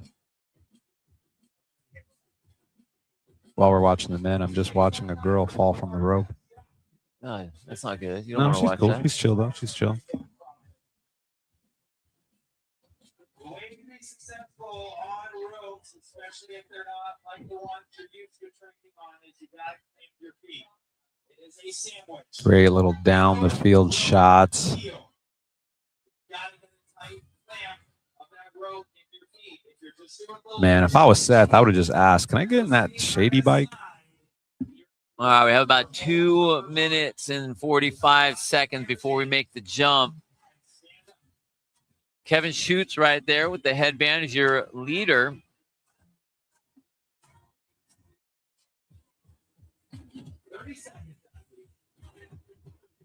Starting to make a little bit of a man, a 143. That is Holy fast. cow. That is Jeez. fast. They are just past that halfway mark, 9,700 meters to go.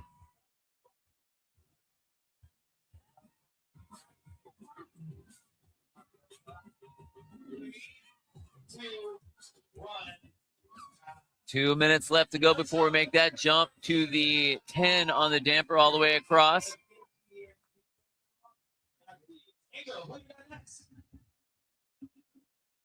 I'm wondering if Johnny Cage is even competing anymore. I don't see his name on this.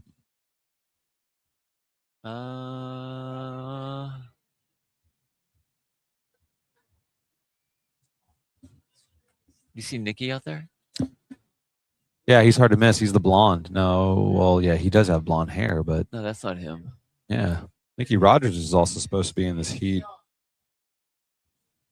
I know Jace. There's an open spot next to where Jace is up here, and that was I think that was Nikki. Maybe Nikki's not in it. Wow. Hopefully he's cool.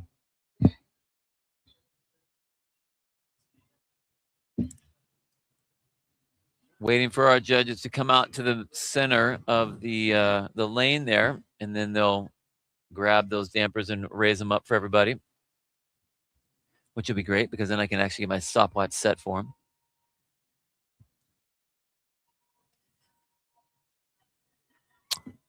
Being told it's pronounced gross shoots. It's shoots, like shoots and ladders. Yep.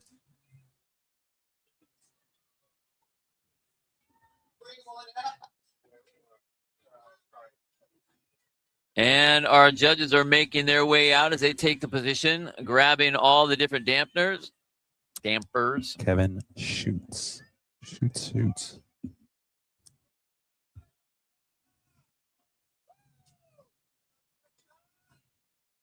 All the athletes getting ready for those judges up. Oh, look at the hands. Look.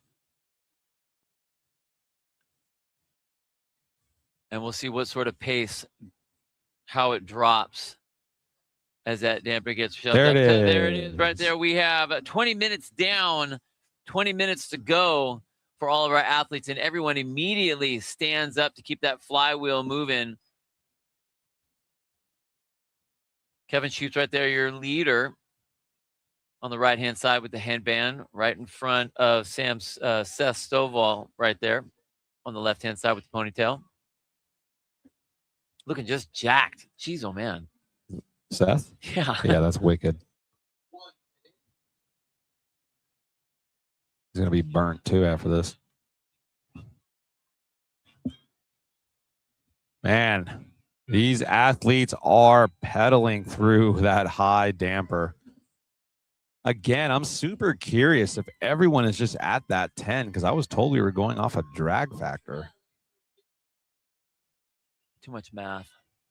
Just throw the lever. Makes it so much easier. Your leader up on the right side, top row, is going to be Kevin Schutz.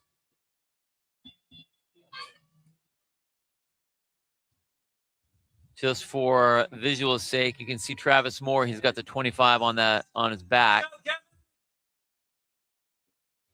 In the black tank top.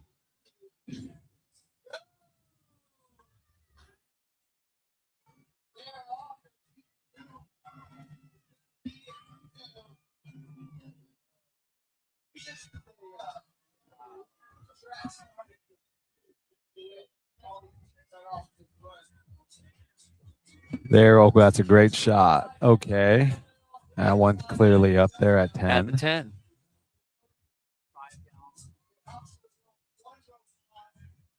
God, look at that puddle of sweat right underneath. Right there are your leaders. We have Schutz in that first place position, holding solid. I don't know if he's just kind of right at basically the same. But look at Gross's pace. It's slightly faster. Yeah, those guys are just bobbling back and forth. I think that's just kind of what they got. Gross right there in that number 2 position. Moline in the third place position. I think Gross is going to get him. Jace Brooks and then Travis Moore.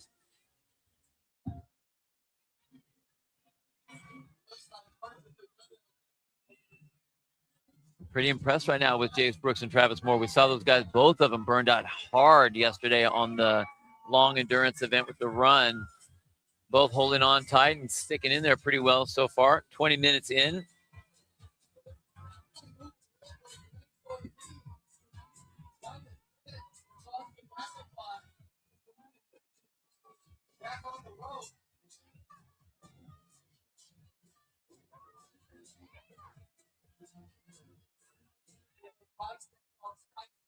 That's Greg Gross right there. The blue shirt and the white hat. You're number 2. Wow, 139. Now, Greg, Jeez. Greg is flirting with that 139.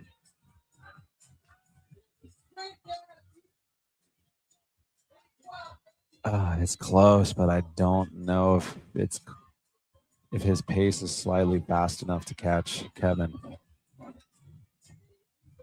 Kevin shoots right there, standing up with that white headband. He's your overall leader, just a handful of meters ahead of Greg Gross right behind him.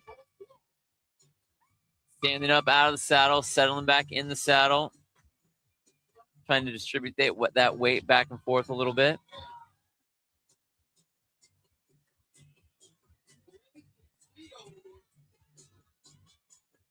Yeah, Kevin's looking good. He's looking comfortable. Very similar body posture and body position as Caitlin had and as Rachel Noel had. Not really too much in the face, giving away any signs of being uncomfortable. He looks like he's just settling into whatever he's feeling, and he's just embracing it. A lot of times when you see the athletes, you can see some of them bouncing around right there, like just up Jose Rios right there in the blades right next to Kevin. Is it a waste of energy to be bouncing back and forth like that? I mean, we see Kevin look so composed. Even when he's standing up, like he does that, then he settles down. There's not a whole lot of extra movement side to side. It's just pretty tight. What's he gaining out of that, or what's he losing? I don't think it's a waste of energy per se. It's just trying to alleviate some tension on the quad for even just a split second. You know, that bobble to one side kind of gives that opposite side of the leg just that slight little sense of release. Anything that can just mentally make you feel better, make you feel a little bit more comfortable. Kyle Moline right there with the tie-dye midriff shirt and the black pants. And I don't know what he has on his neck. Is that one of those neck fans? Wow. It's one of those like ice cool things that like cool down the neck. That's kind of cool. Yeah. Smart idea. Yeah, you should give that to Seth. Be a good dude. As we say that, he takes it off. Yeah, he takes it off. It's like, oh, you saw my necklace. Okay, that's cool.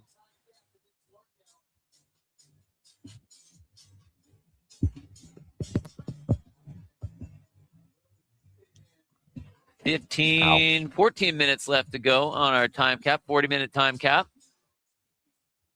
Can't imagine anyone having to deal with that time cap. No, I don't think so either. It's a very generous time cap.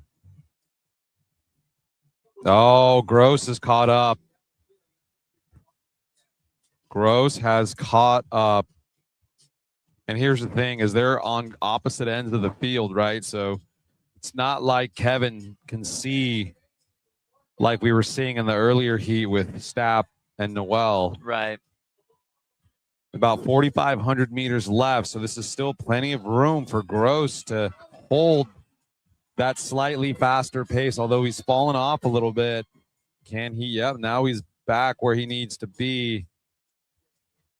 God, this is close. Now, I was told that on the monitors of the athlete, you can see who's in front of you and you can see who's behind you. So Kevin should be able to see where Greg is. Now, I'm looking at this gap. Is that meters? He's 7 meters behind? Is that how I'm reading this? I'm not sure because these other ones don't make any sense to me. The negative 137. Yeah, you're right. I thought it was meters to begin with, but I couldn't figure They're that like out. neck and neck, Bill. Approaching that 4,000 meter mark. Maybe someone in the chat can give us an idea. Where's our Concept 2 experts out there? Yeah. Yeah, where's Marston startup? Marston start down.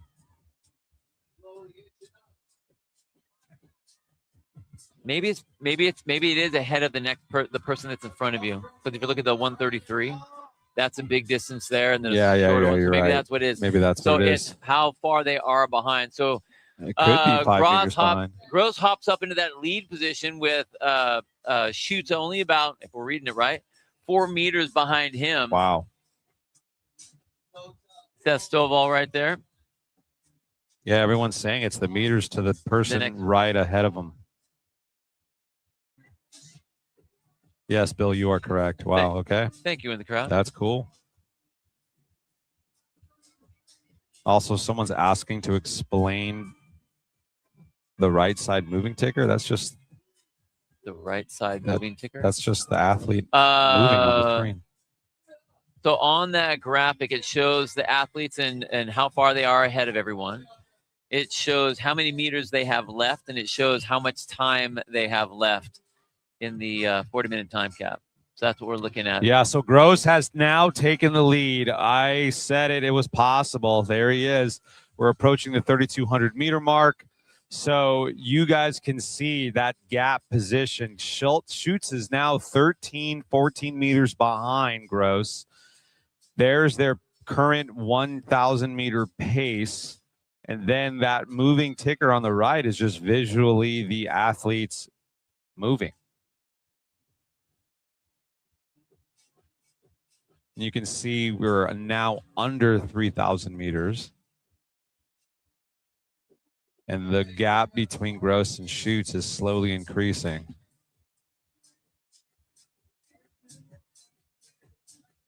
That Schutz, who's at, like we said, about 15 meters behind your new leader, Greg Gross.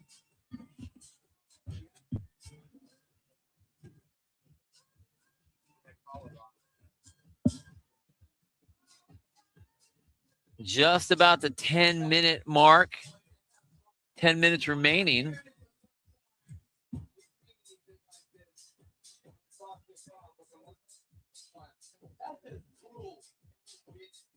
Starting to see a little bit of fatigue there on Schutz. Different hand position, holding onto one side, leaning on the left arm there.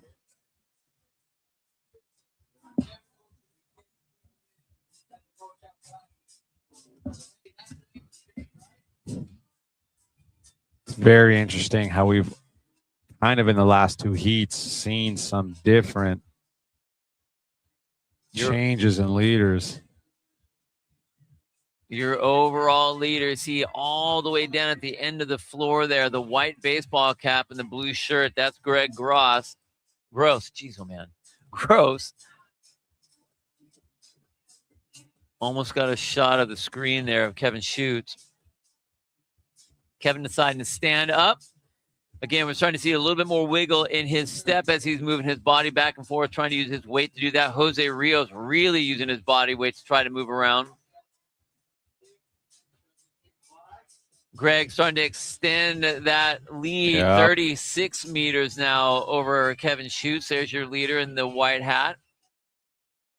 I'm very curious to know if Gross just had this game plan the entire way, knowing where Kevin was during the race. With just 1,500 meters left, I can't imagine Greg giving up that lead.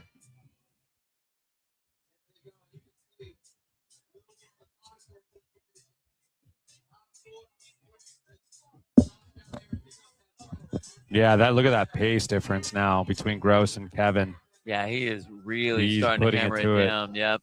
Just under 1,500 meters left for your leader. Greg Gross from Impact Sport Performance out of Canada. Currently about 100 points out of first place after 2 events from yesterday.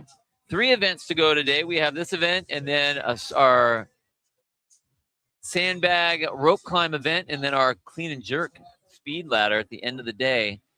Long event, 2 shorter events. 300 points in one day. That's why they call usually the second day is a moving day. Just a lot of points to be had. 1,000 meters left. So you can see down at the bottom kind of where the other athletes are, who's right above you and who's right behind you. It gives you a little bit of a visual.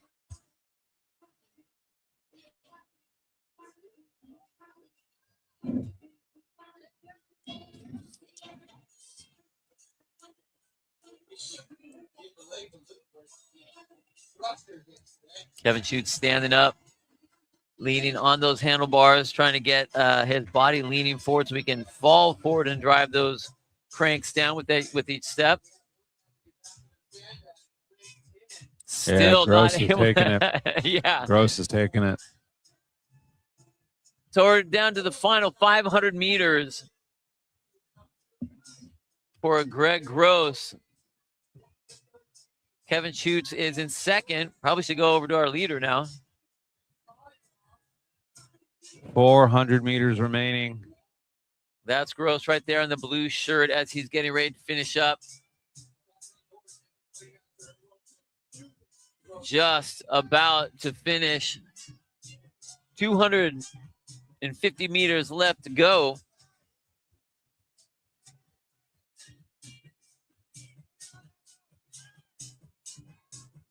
$150. Final 100. 7, 5. He's cranking. 2 and done. And I got 34:05 unofficial as your time to beat. It says 34:08 up there. Is it? Okay.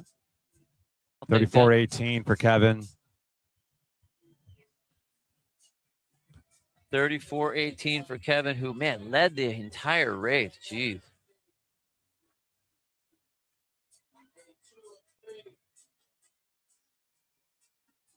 Got some times coming in now. 3:29. Ooh, 30. Travis Moore is in. Wow, okay, Travis, you didn't And melt down Jake too Brooks, much, dude. same thing. You Both didn't melt those down guys too needed much. that. Both of them needed that. Minor meltdown. Minor meltdown.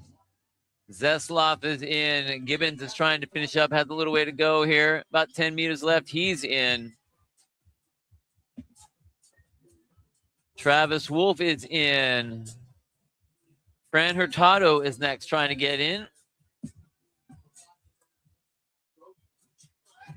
Fran is in.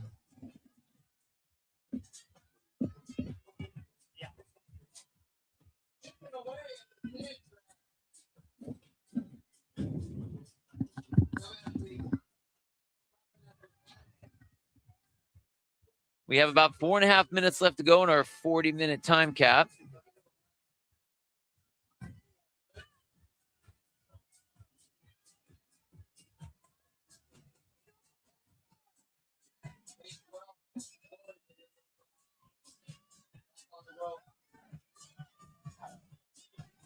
Most of these athletes are finishing it up now, getting close.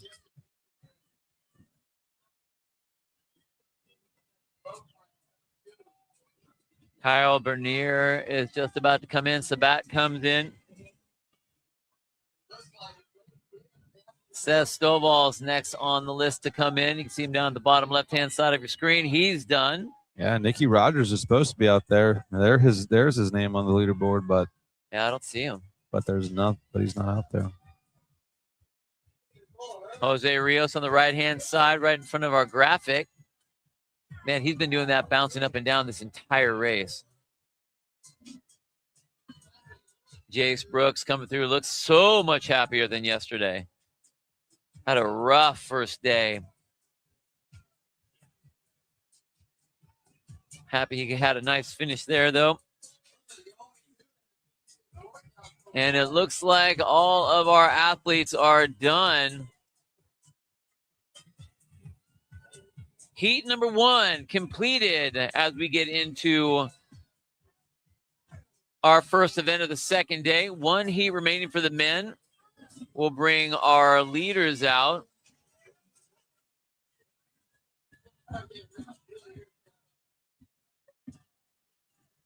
We have Mr. Taylor Self out there on the floor. We're going to get to him in about 2 minutes or so once he's able to wrangle up our heat winner.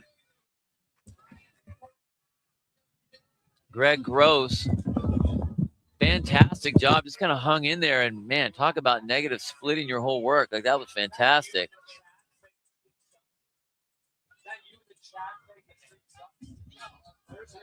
And well, let's go ahead and throw it down to the floor with Mr. Taylor Self and your heat winner, Greg Gross. You give me the go ahead whenever. What's up, guys? I'm here with Greg Gross. Gross. Yeah, that's okay. Was that gross? That was gross. Yes, that was terrible. Are you a biker? I like biking. Yeah, I like biking. I like long endurance stuff. Yeah. How long have you been doing CrossFit? Since 2014. Oh, wow. Yeah, long time. How old are you? I'm 34. Masters this upcoming season. So Nice. just trying to hang with the young guys one more weekend. Yeah, where are you training out of? I'm from Calgary, Alberta, in Canada. Oh, wow. Yeah. Matt Brady and I are the same city. Nice. Yeah. Yep. And who do you train with? Do you have a coach program? Coach right there, Ernie Stewart. Nice. He's out of Grand Prairie. Ernie Stewart. Yeah. Awesome. Cool. So, any thoughts coming into that workout? How did the first day go for you? First day sucked, I'm not gonna lie. About a year ago, I had a little bit of a heart issue, and yesterday, event one, it got jacked up and didn't come down, and I kind of blew up on the event two. As I think Sevon said, blew my shoes off. And then today, I just wanted to remind myself that I was stubborn and fit enough to hang, and I knew I could do well in this, and all I did was just break it down, did the math. I wanted a 145 pace, sub 35. I just did that every single kilometer. Nice. And then guys were coming out so hot, and I kind of slowly picked them off, and then I was like, all right, new goal, close to sub 34. Nice. So. Do you feel like setting micro goals like that in a workout that's long is critical? 100%. I find a lot of people like, oh, it's 20,000 meters. Same thing with an echo bike. I just go every 15 seconds. 5 cals. That's it. Do you remember your first CrossFit workout? Yes, actually. My first CrossFit workout was the Open 13.5. Oh, wow. So I've been doing it since 2014, but that was my first one. Went in, and they were doing the Open, and it was thrusters and chest to bar. I remember they had to do a few in 4 minutes. And I never-ending workout. Yeah, I did the first 15 thrusters unbroken, went and did 15 strict chest to bar, and then blew myself to pieces. And I was like, oh, this is cool. I like this. Nice. Do you have a favorite workout? Ever? Yeah. I like long. I like 333. I like Murph. Nice. And probably Diane, heavy deadlifts, strict handstand push-ups too. So long or heavy deadlifts. What do you think about competing here at NorCal, the venue, them holding the workouts until the briefing? I like it. Yeah, you like that? It's backyard CrossFit. Yeah. It goes back to just show up and put in work. I like it. Love it. Yeah. Would you come back next year? Yeah, absolutely. Nice. Yeah, 100%. Hey, great job, man. Great to meet you. Okay, thank you. All Nice right, to meet catch you you. the rest of the weekend. Yeah, we'll see you later. Thanks. Okay. No, you're good. That was a high five. I was not. I was trying to make it great. Greg Gross does fantastic. I mean, we talked about him blowing his shoes off yesterday, but he handled this event here, and I think that that's going to be a really nice time to beat for our top dogs coming into this last heat of the mountain presented by Concept 2.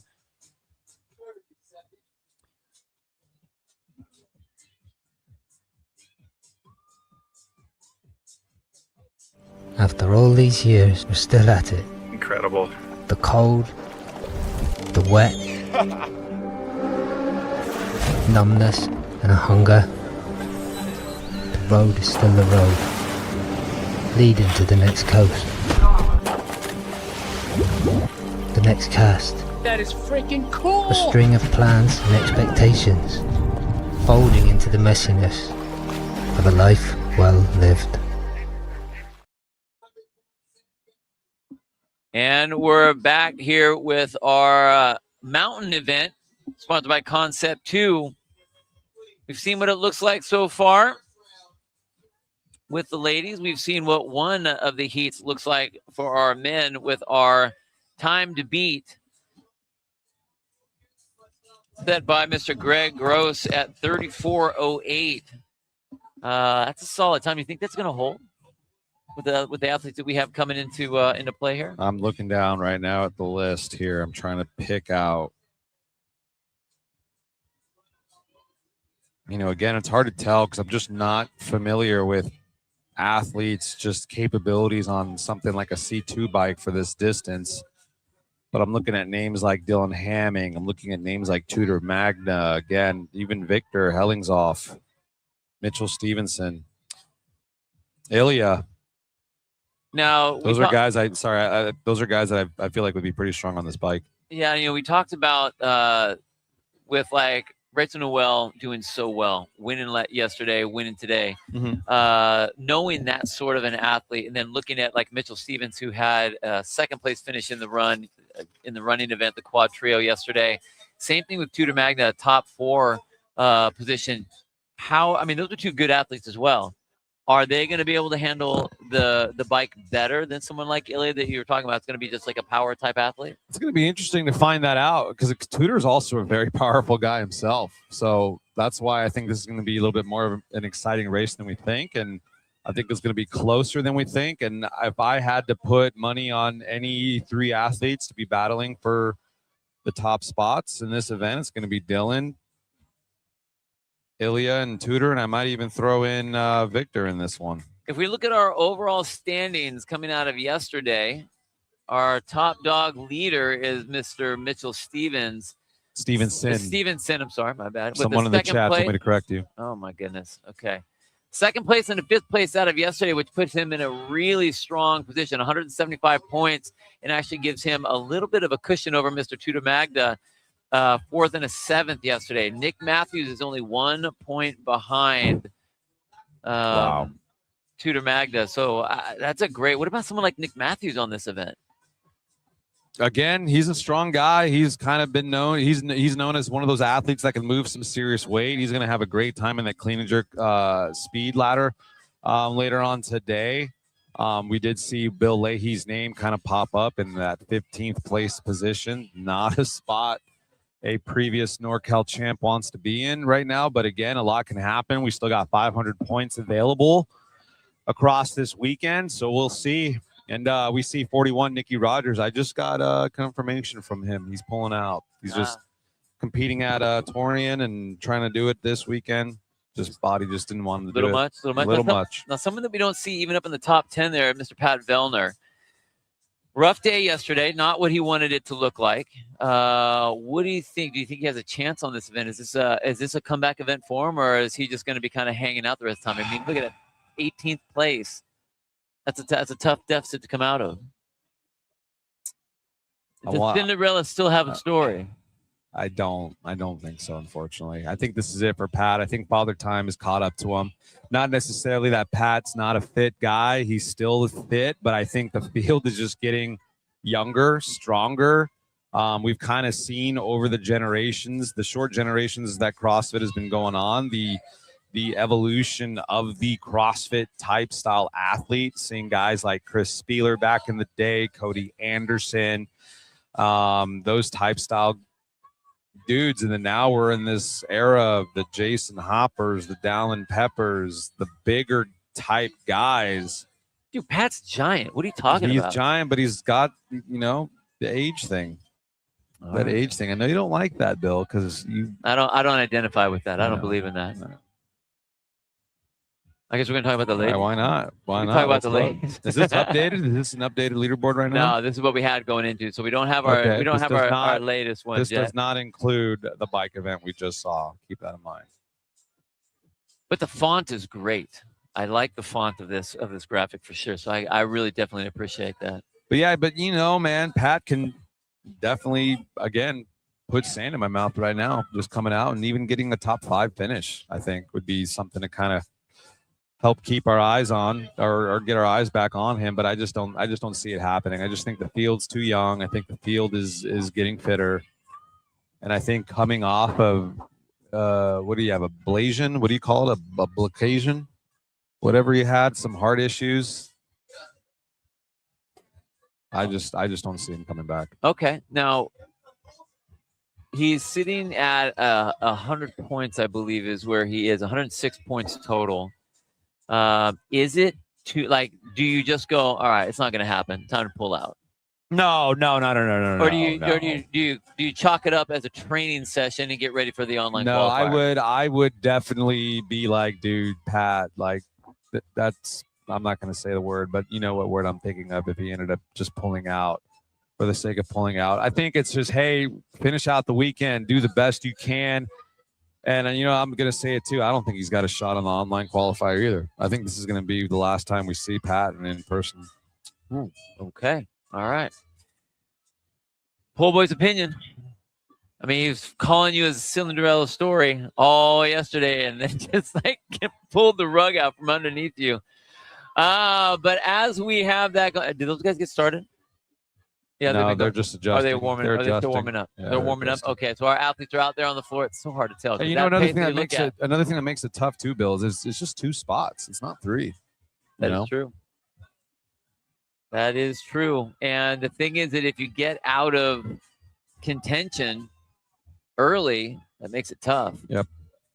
That makes it tough. Our athletes out on the floor getting set. You can see them adjusting the seat height, the There's back our and forth field. of the seat. Oh, someone we haven't talked about at all, Spencer Panchik. Again, not really place-wise where he wants to be by any means. How do you think the rest of the weekend's looking for him? Or is he just, again, going through the motions? Where is he sitting at overall right now? I think it's 24. Wow, that's not good. My computer is baking in the sun over here. It doesn't Yeah, play. well, if that's where he's sitting, let me check. I know his brother's right now over competing on the other side as well, the other side of the country, over at the Syndicate Crown.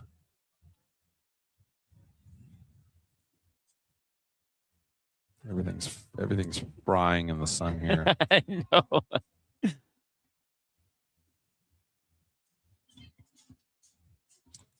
All right, I got it here. Let's see. Spencer. Where is our boy Spencer? Okay, Spencer's below Pat. So if I said Pat has no shot, Spencer definitely has no shot. Looks like our guys are off and running. Or off and biking. There's Dylan. Okay, Mr. Dylan Hamming, what's his shot on this event? I think he's got a good chance. I mean, he was one of the top 3 or 4 that I named earlier that I can see being in that top 3-5 position here, which would be a very good spot for him. You know, he told us yesterday that NorCal Sioux would be a major damage control, and we saw that. He definitely fell off, and maybe he'll have a Rachel Noel-esque type story where he gets a first, a crap, and then maybe another first. First, a crap. Well, he definitely had crap on that next one because he was 42nd. So a first and a 42nd does not do well for your points when you're trying to get yourself to the CrossFit Games. But you're right. This is I think a big opportunity for him. That looks faster. Wow. That looks faster than the previous heat. Wow.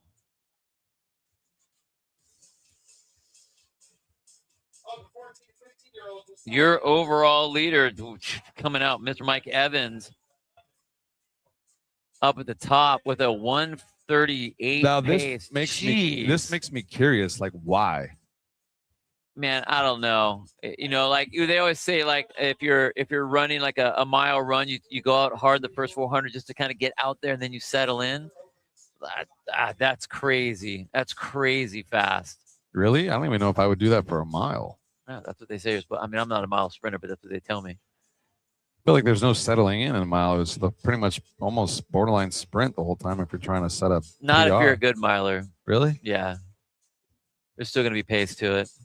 Like, I can kind of see the logic behind something like that if you were physically on a real road bike and maybe you just wanted to get out of the way of the pack or get ahead of a pack of people to not have to deal with them.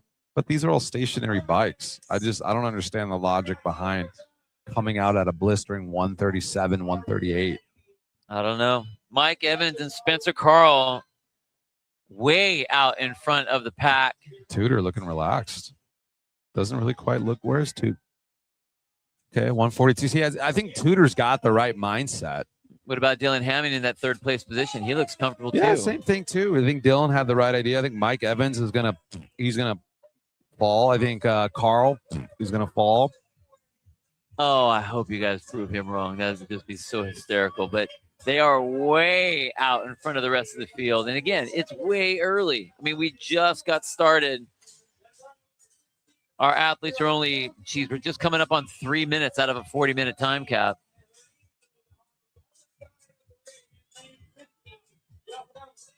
Sun's starting to crest through the trees here. We have a handful of athletes that they get to get a suntan, while other athletes on the left-hand side of your screen are going to be, man, you know what? I wish I was, if I was one of the athletes out there right now, Dude. Now we do have someone who says she takes in the chat who's got their money on Vellner on this one. I think she's terribly wrong, but who knows? She might be right. Okay. All right. So you still got people behind you, Pat. Just not me, brother.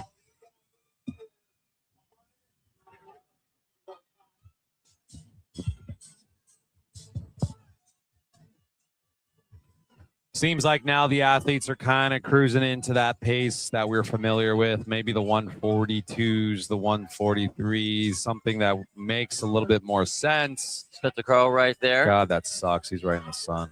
Right in the sun. Well, he's got a good attitude, though. Okay. It's cool. Let's see if he can hold on to that and it's tempo. one thing, too, to be in the sun, but they are facing the sun. I know. Spencer Carl is your leader. We saw him there with the headband and the frosty hairdo.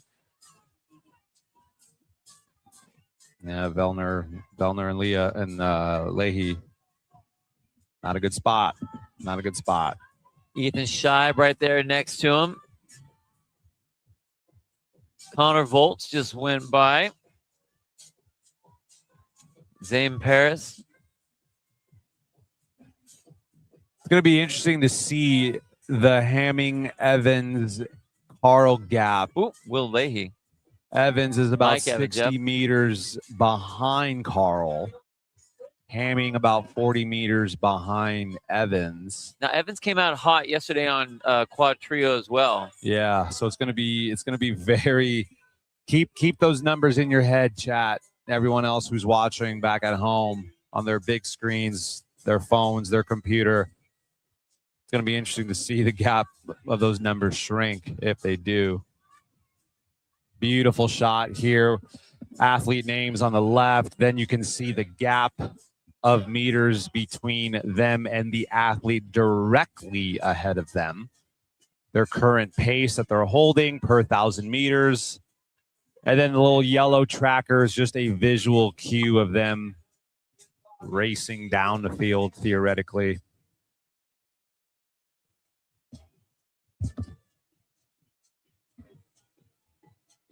Dylan Hammond in that third place position had a fantastic first event, then a horrific second event.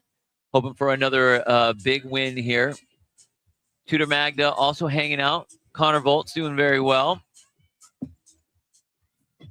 Mike Evans straightening up his tie-dye shirt on the left-hand side of your screen. Dude, gigantic legs on Mike Evans. Jeez, oh man. Oh, keeping over. Yeah, maybe Mike can hold this with those gigantic legs, or maybe those legs will just fill up with blood. Who knows?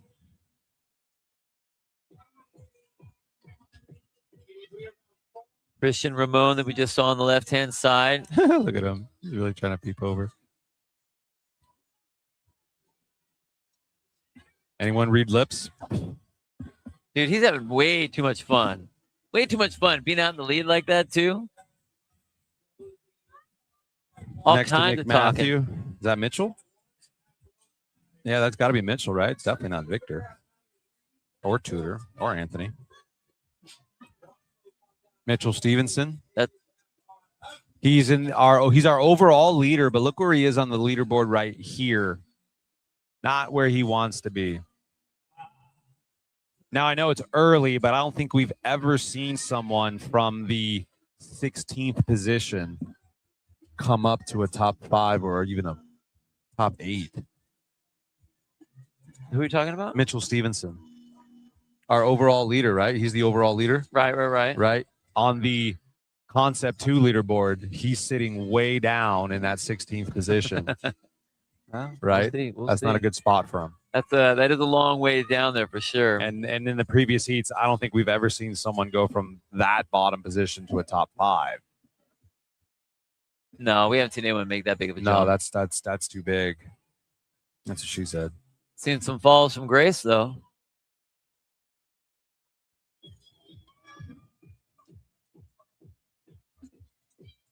Currently looking at the 8-minute mark as we are getting into this 40-minute time cap. 20,000 meters for the men.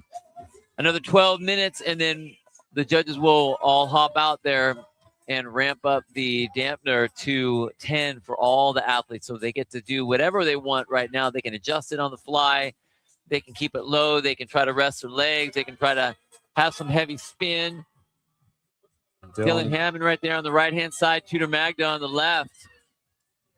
Both those guys are 3rd and 4th overall in this heat, as we saw on the Concept 2 graphic earlier.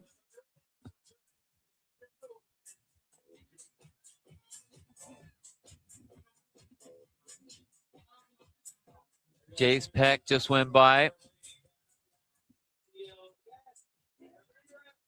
Patrick Vellner. And the all yellow there.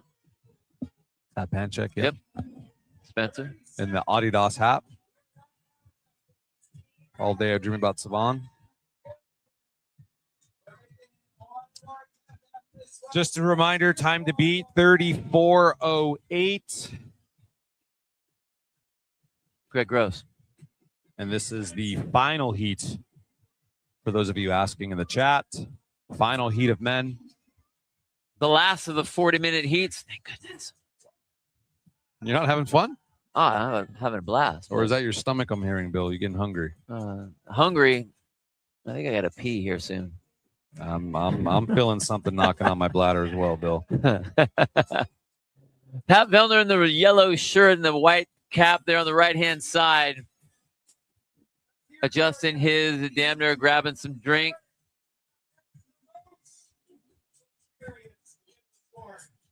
Remember him back in the Marathon Road days where he was in the middle of all kinds of long conversations with other athletes trying to figure out what they were going to do. Hey, you know what? You go ahead and have this 100 meters. You can go ahead and take that 500 meters. That's fine. We'll just let you do that. Luckily, this won't be as long of a conversation. Yeah, exactly.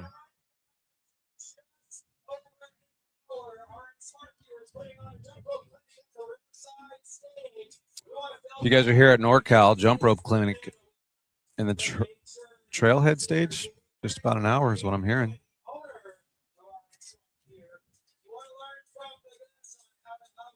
Mr. Dave Newman. He's going to be putting on a little training session for him. Yeah, cool. Speaking of which, I believe our boys Bryson and Taylor Self will be doing a rowing clinic here at the NorCal Classic. Not quite sure where that's going to be or what time, but if you guys want to get information on that, if you guys are here at the venue, our booth is right at the grass stage where the rope climbing event is happening. So come find us, ask, and we'll tell you. Chase Peck right there with the blade glasses. Dylan Hammond in the center of the screen. Tudor Magda right to the left of him to the new center. A little bit of difference in the body movement between Dylan and Tudor. Thoughts, Mike? Dylan looks to have a bit of a higher pace just based off of body language. He seems to be kind of pushing that a little bit higher or harder than Tudor, but Tudor seems like a man with a plan. He's staring dead set at his monitor. He looks like he's holding a pace and he's sticking to it. And from what I was seeing earlier on that Concept 2 leaderboard, Bill, Tudor was at a solid position, and it looked like he was holding at solid pace of about 142. And this was around the time when everyone else was just coming out like their heads were on fire, holding like a 137, 138. And I think that's going to bode well for him the rest of the way. Anthony Yim in that large hat, and Mike Evans right there in the center of the screen. Bill Leahy with the pink wristbands. Mr. Jacob Marlowe. Yeah, Bill Haley. Bill Haley. Bill Hader. Bill Leahy has got to do something soon, if not now. Last year's NorCal winner. He's definitely not sitting in a good spot to be in.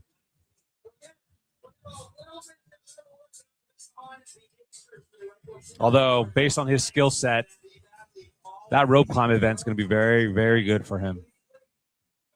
But he also might get some PTSD during that event, Bill. William Leahy about 64 points out of the first place position, currently sitting in 15th. That is a big deficit to make up. And yes, we still have, after this event, 200 more points today. So he's going to want to grab as many as he can. Okay. Look at Magda holding that great pace. He's in that third position now, Hamming in second. So the guys who came out looking comfortable, ironically enough, are up there. And the guys who came out hot, Spencer Carl's been up there the entire time. spoiler alert, are down. I know, but I'm saying like guys like Hamming and Magda, who were kind of more in that 5th, 6th spot to begin with, are up now in that 2nd and 3rd. When we saw Mike Evans holding that 137, 138, who was kind of sitting in that 1st, 2nd position, is now fallen down to 5th. But yeah, you're right. Carl has been up there and is staying up there now. I mean, he hasn't moved out of 1st place. It was him and Mike Evans basically by themselves. Yeah. Mike Evans failed out just a bit. And you're right. I like the fact that Tudor and Dylan are, I don't want to say that they're pushing. They just picked the right pace for them, at least up to this point, as we're at the 14-minute mark with another 6 minutes before we go up to that 10 damper on the setting. Yeah, and again, I just can't quite find the logic in going out at a 137, 138. Like I just don't get it. Spencer Pantic right there in the all white tank top and the white hat.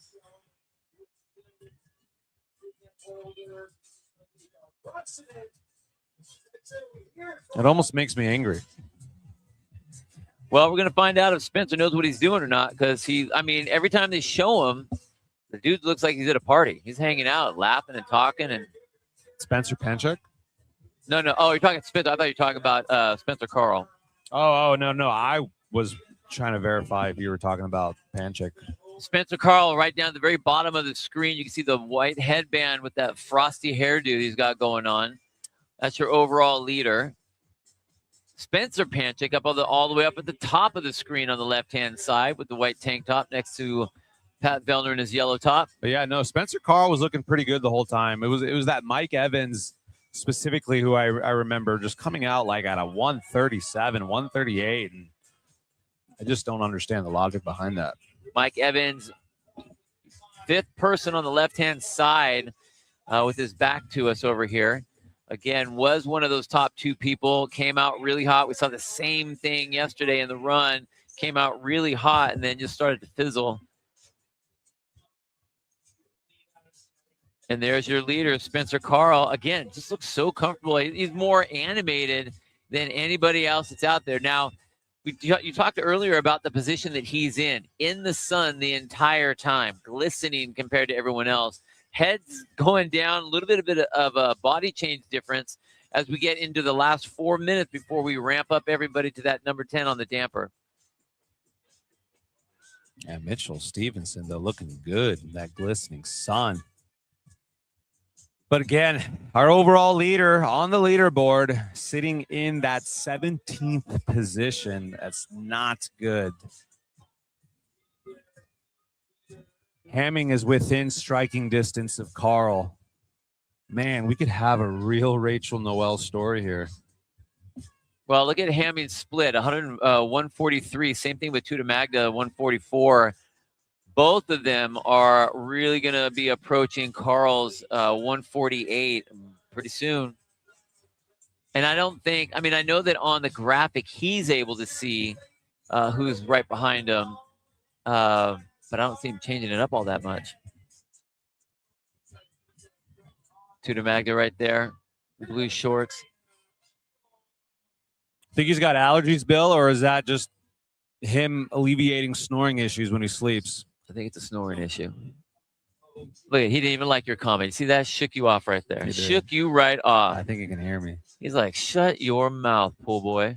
Look at Dylan, though. Dylan looks like he... Now... Remind me, Bill, Dylan can see who's behind him. Can he see who's ahead of him? You can see who's ahead and who's behind you. Okay, because he looks like he knows. Well, the nice thing is that these two guys, they are the Noel Stapp race that we had in the ladies event earlier. They are those two people right next to each other, which I think is great. Wow, that's cool with the feet. Look at that. Synchronized.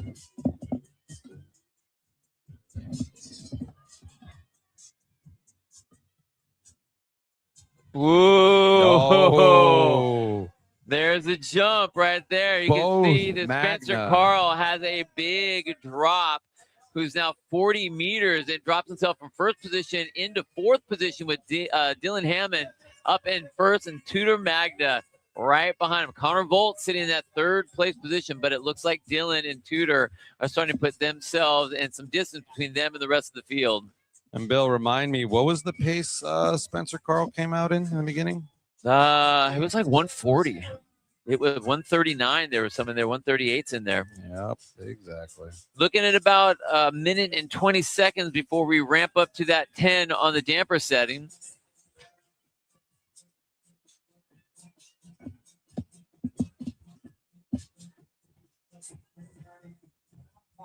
Man, we're always seeing some leaderboard juggling. It's interesting, though, that we're seeing it now. Normally, we've kind of seen it more so after the tan damper that's in. Well, I'll tell you what, Spencer Carl's really starting to look uncomfortable, and I keep seeing him reach back for things and items by his coach right there. A lot of these guys, it look like they're really trying to settle in before we hit that. Which is going to be in about 30 seconds or so when we get to that ramp up. As you see all the judges come on out, getting their hands on the damper setting so that the athletes can't do it. But your leader, Dylan Hamming, looking smooth. Actually, him and Tudor, their movement style has not changed this entire time. No, and that's the most impressive thing about this.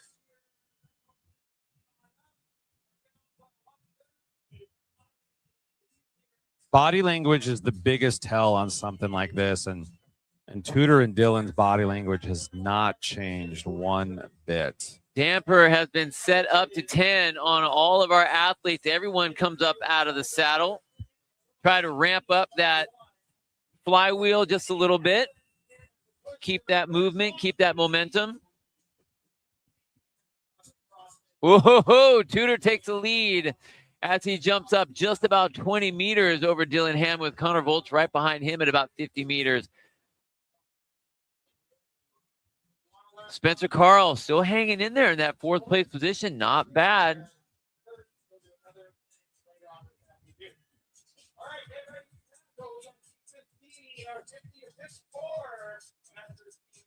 There's your leader, Tudor Magna.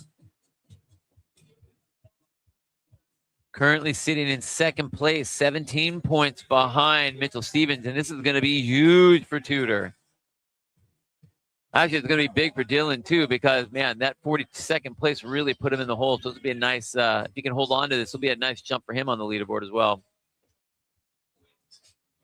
Yeah, and the way the rest of the events are looking today, I think this is going to be a good day for Tudor. What about for someone like Dylan Hammond? I mean, sandbag, long arms. Yeah, tall Dylan athlete too. on the rope climb. Dylan too. I'm not sure how that clean and jerk speed ladder is going to be for Dylan. I'm not familiar with his Olympic weightlifting capabilities and just how strong he is with these barbell weights. But yeah, you're right. I think the rope climb event for sure is going to be theoretically a good event for someone fitting his body style. But I think this is going to be a really, really good day for someone like Tudor. Just cresting the 22-minute mark. That's 2 minutes into our 10 on the damper setting stage. 40-minute time cap. Our time to beat 34:08 from the last heat, Mr. Greg Gross. Tudor standing up out of the saddle there in the blue shorts on the right-hand side. Your current leader. Yeah, and here's the thing, right? Our overall leader in the competition, Mitchell Stevenson, not sitting in a good position right now in this event. So you got to also not only think about everyone ahead of him in this event, but we got to start thinking about the times from the previous event.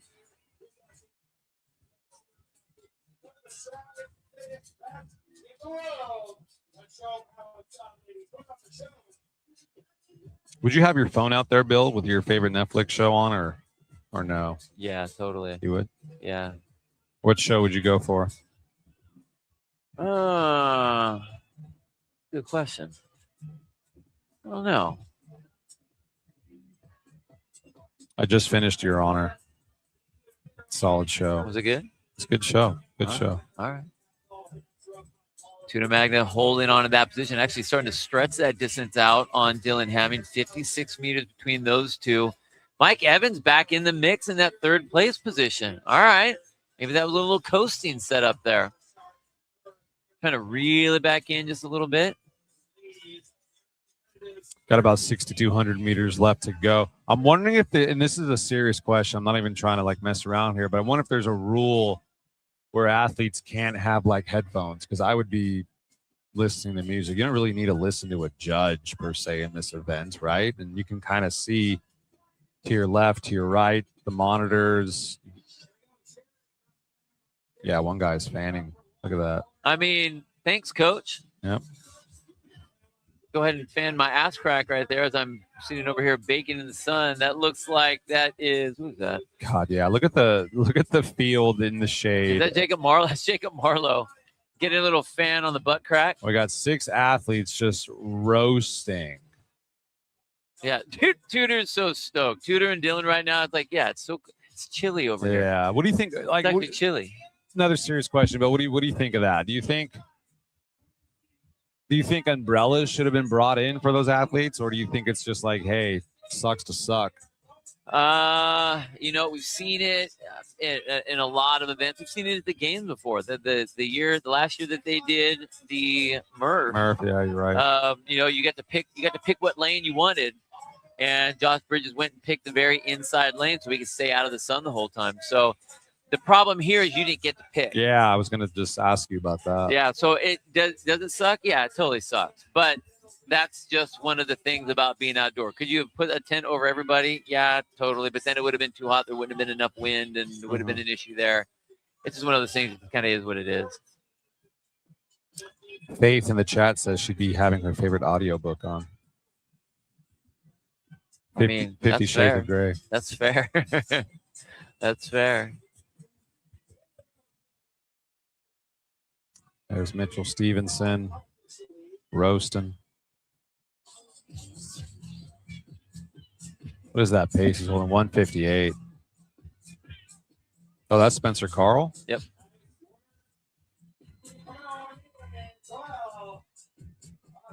That's not a pace that Spencer Carl should be holding. Well, you talked about what his pace was earlier and how he was going to fall from grace, and he may have done just that. Wow. Yeah. Like I said. Wow.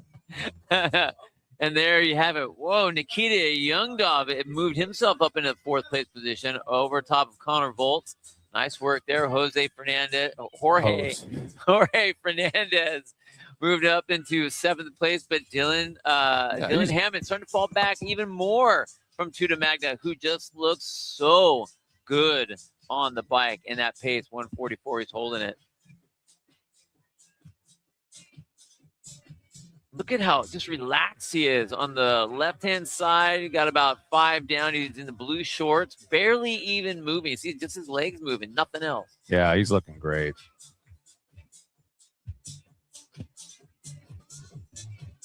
Mike Evans, though, great back into that 3rd place position.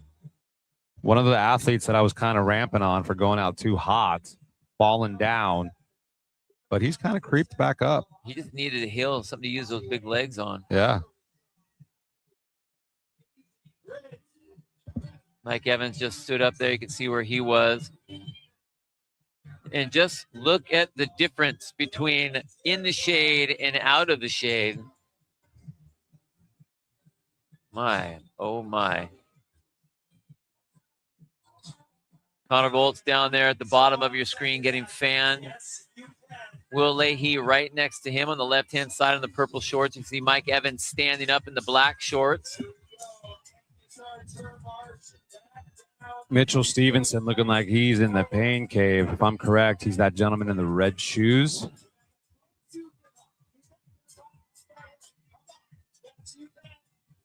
Getting a little help from the live chat, hopefully. Whole lot of sweat. That's Mike Evans right there.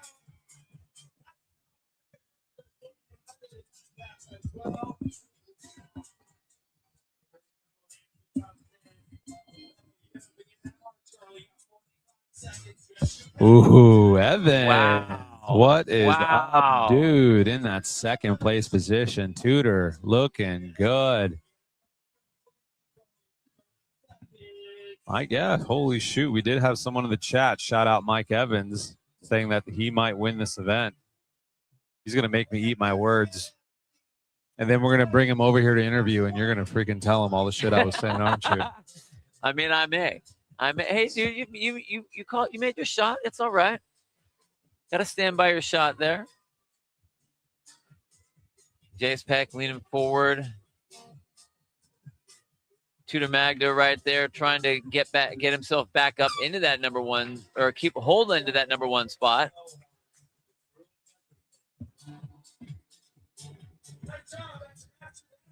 See Anthony Yim up there with the black brimmed hat. Black shorts, just sat back down in the saddle on the right-hand side.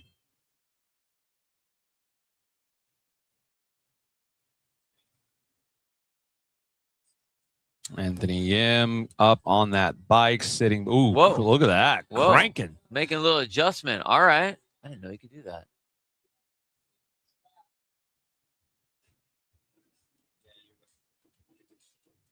Taylor Self looking dead into the camera right now at us. What are you looking at? What you looking at, nerd? Mike Evans standing up in the black shorts, back to us. Man, what's funny is the way the sun's kind of moving up. Some of the athletes that were baking are now getting a little bit of that shade coverage. God, that's going to be rough for Spencer. Tudor still holding in that lead position, 70 so meters ahead of Mike Evans. Dylan Hamming still in there. Nikita Youngdove is also in that top four.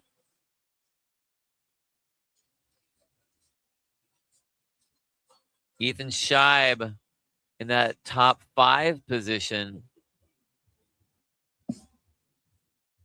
Mike Evans has increased or decreased that lead. Mike Evans up at the top right side of your screen there in the black shorts.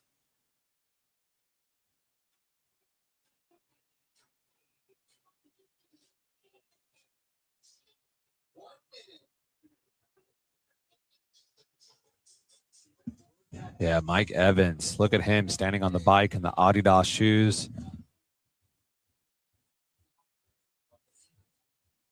31 minutes into our 40-minute time cap. Again, our time to beat, 34:08. This is going to be close.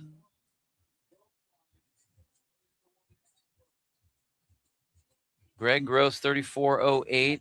Second place coming out of heat number 1, 34:18 was Kevin Schutz. We have about 1,500 meters left to go.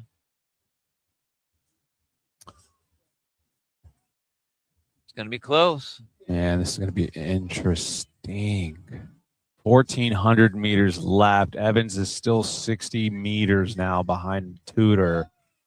I wonder if that's enough distance remaining to make up the gap. He's I mean, look at this. Look at the split that Evans have. I don't know if he's going to be able to keep that. I mean, 1,000 meters ish left. I don't know. I think he can hold that with 1,000 meters. I think he can hold that enough. It's a question if Tudor realizes. Too, he will. We have about 2 minutes remaining before we hit Greg Gross's time to beat.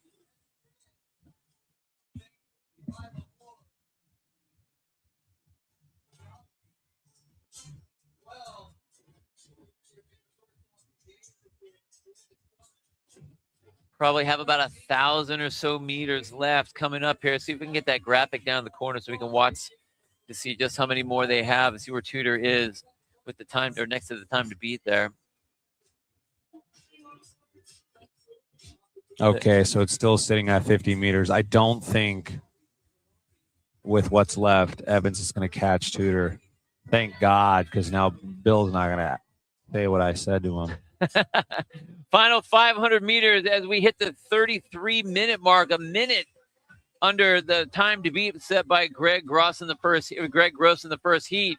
Tudor Magda, this is going to be a big one for him. Tudor 17 points out of the lead behind Mitchell Stevenson. Okay, so we're at the 33:20 mark. The time to beat 34:08. Then we got times like 34:14, 34:29 coming in. Let's see. Tudor picking up just a little bit. You can see a split drop into a 137. Has about 250 meters to go.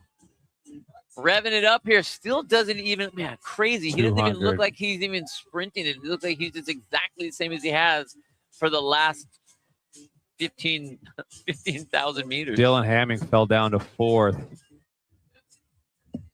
Tudor just about to finish, and he comes across at 33:58. Whoa. Crushing it. Wow. Mike Evans looks like he's also potentially going to beat that. Nah, No. 34:08. That time goes by. Oh, yeah, it already went by. 34:12. Big group of athletes there. Dylan Mike Hamming. Evans, Ethan Scheib, Dylan Hammond. So Dylan Hamming came ahead of that second place time from the previous heat. Jorge Fernandez That's is huge in. for Dylan. He needed that. Stevenson, not good for Stevenson on the bottom. I'll tell you what. We have ourselves a new leader on the top of the men's side, Mr. Tudor Magda. That was massive, especially thinking about where your leader coming into today. You talked about this quite a bit. Mitchell Stevenson, I don't even see him on the board right now. He was way at the bottom. This is not going to be good for him going from first. I don't even know if he's going to stay in the top. I'm not going to try to do math in my head right now, but. Well, you got to figure someone like Dylan Hammond had a first yesterday, a 42nd yesterday, and then a third, fourth-ish right now. Mm-hmm. And he's going to have a great position. He was only out 33 points. Okay. So, I mean, I bet he's still in the top 5. Okay. That's not bad. That's not bad for Mitchell then. There he Right. is on the screen. Spencer Panchek just about to come across, and he does. Mitchell Stevenson also comes across.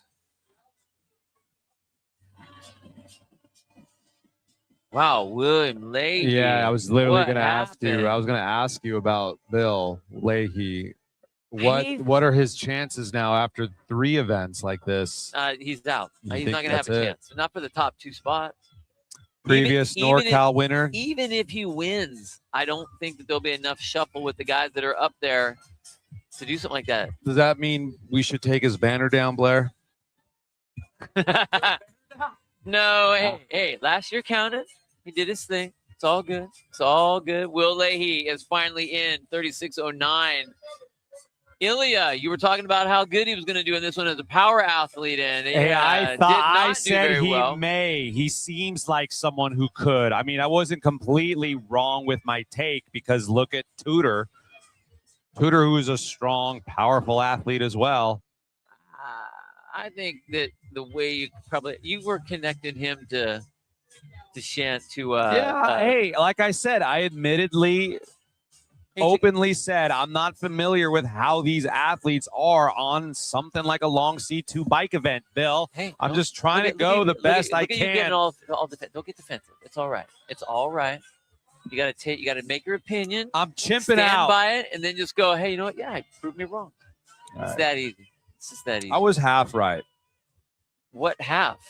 I That also he was said out Tudor there was on going to the be. bike? I didn't. I also say Tudor was going to be one of the I'm top not- 3, 4 athletes. I wasn't asking you about Tudor. I was asking you about Ilya because you made such Oh a big my point God. about Ilya. It's So all right. who did I say would be top 3, 4, Dude, 5? Here, have a drink of water, named dude. Dylan. Have a I drink of named water. Tudor. Calm down. And sure, Calm yes, down. I named Ilya. So I got Bring it 2 on of the down. 3 Take right. a breath, dude. Take a breath. It's all right.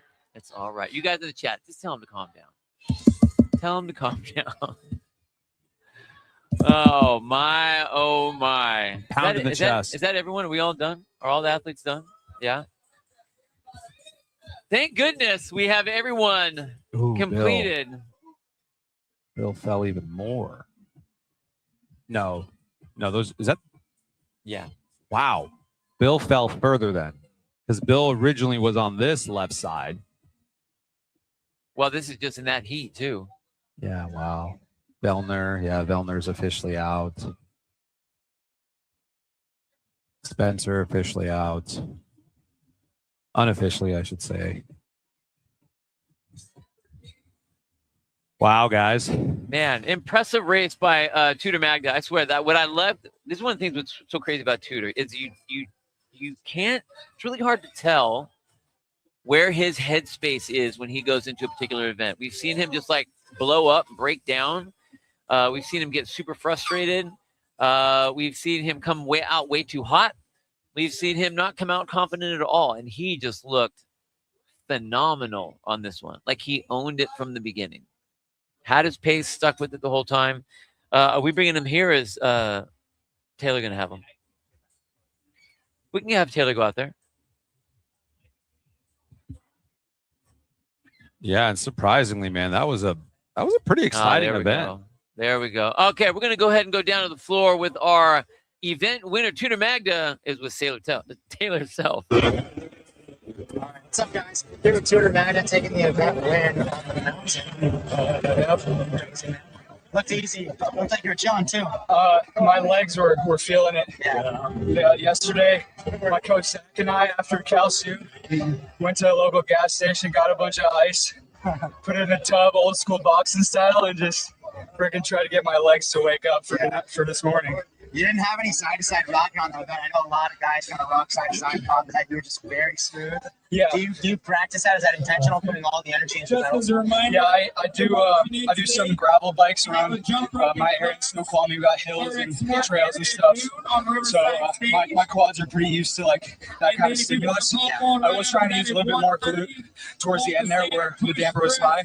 You know, on hills I would try to rock a little bit side to side, alternate between standing and sitting. What does it feel like coming into this event knowing you want to take a spot to qualify? I know you probably want to win, not having any of the workouts until Thursday to breathe. Actually, you know what? Now that I think about it, it's a little less nerve-wracking because everyone's in the same boat. Yeah. You know, sometimes they announce something new, and you have to try it on the comp floor. And you know, knowing just that day makes it cool. Kind of like you get to figure it out on the fly. That's kind of what athleticism and fitness really truly is. So. Yeah, love it. What do you think about the workouts in totality? You feel like these are a good set of tests for you, or you're just fit and you're going to beat them anyway? I think they did a great job programming. I think it's very balanced, one of the most balanced semis, if not the most. So I'm excited for these next 4 ones. I think they put a premium on execution, and I think I do well on that as well. So I'm looking forward to it. What do you think about the 1.5 rope climbs? Have you ever done anything like that? I've never done one, so we're going to try it out and you know, let my athleticism show itself. Cool. Do you have a definition for athleticism?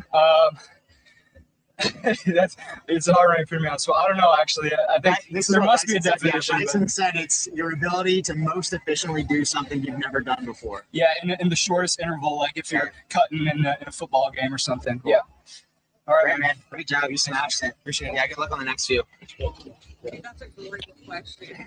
Holy shit. Fantastic job by Mr. Tudor Magda. And you know what? I'll tell you what, we've talked about what his confidence level is at different times and how he looks. I tell you, when he does well on an event, he definitely sounds confident now. And I'm going to see if he's going to be able to pull that confidence for the rest of the weekend. That is the mountain, the long event of our competition here at the Northern California Classic.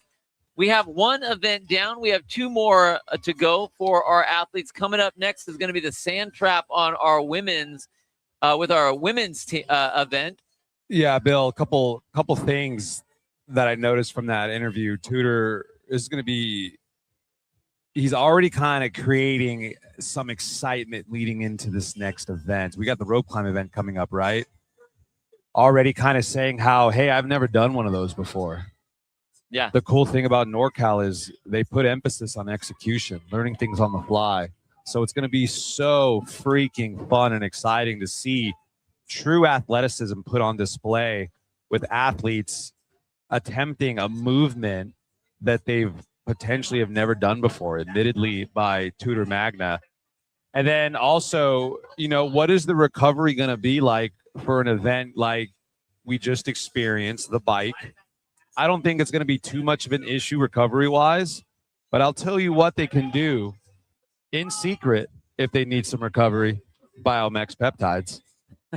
In secret. Use code NorCal, guys. Head over to biomaxpeptides.com. Use code NorCal, and you can get yourself some good recovery medicine. The sand trap for our elite female over here on the battleground field, which is what you're looking at right there, is going to be coming up at 11:50. Make sure you guys check out all the leaderboards on competitioncorner.com, and we'll be back with you here in about 40 minutes or so. So we'll see you guys. After all these years, we're still at it. Incredible. The cold, the wet, numbness and hunger. The road is still the road, leading to the next coast. The next cast. That is freaking cool. A string of plans and expectations, folding into the messiness of a life well lived.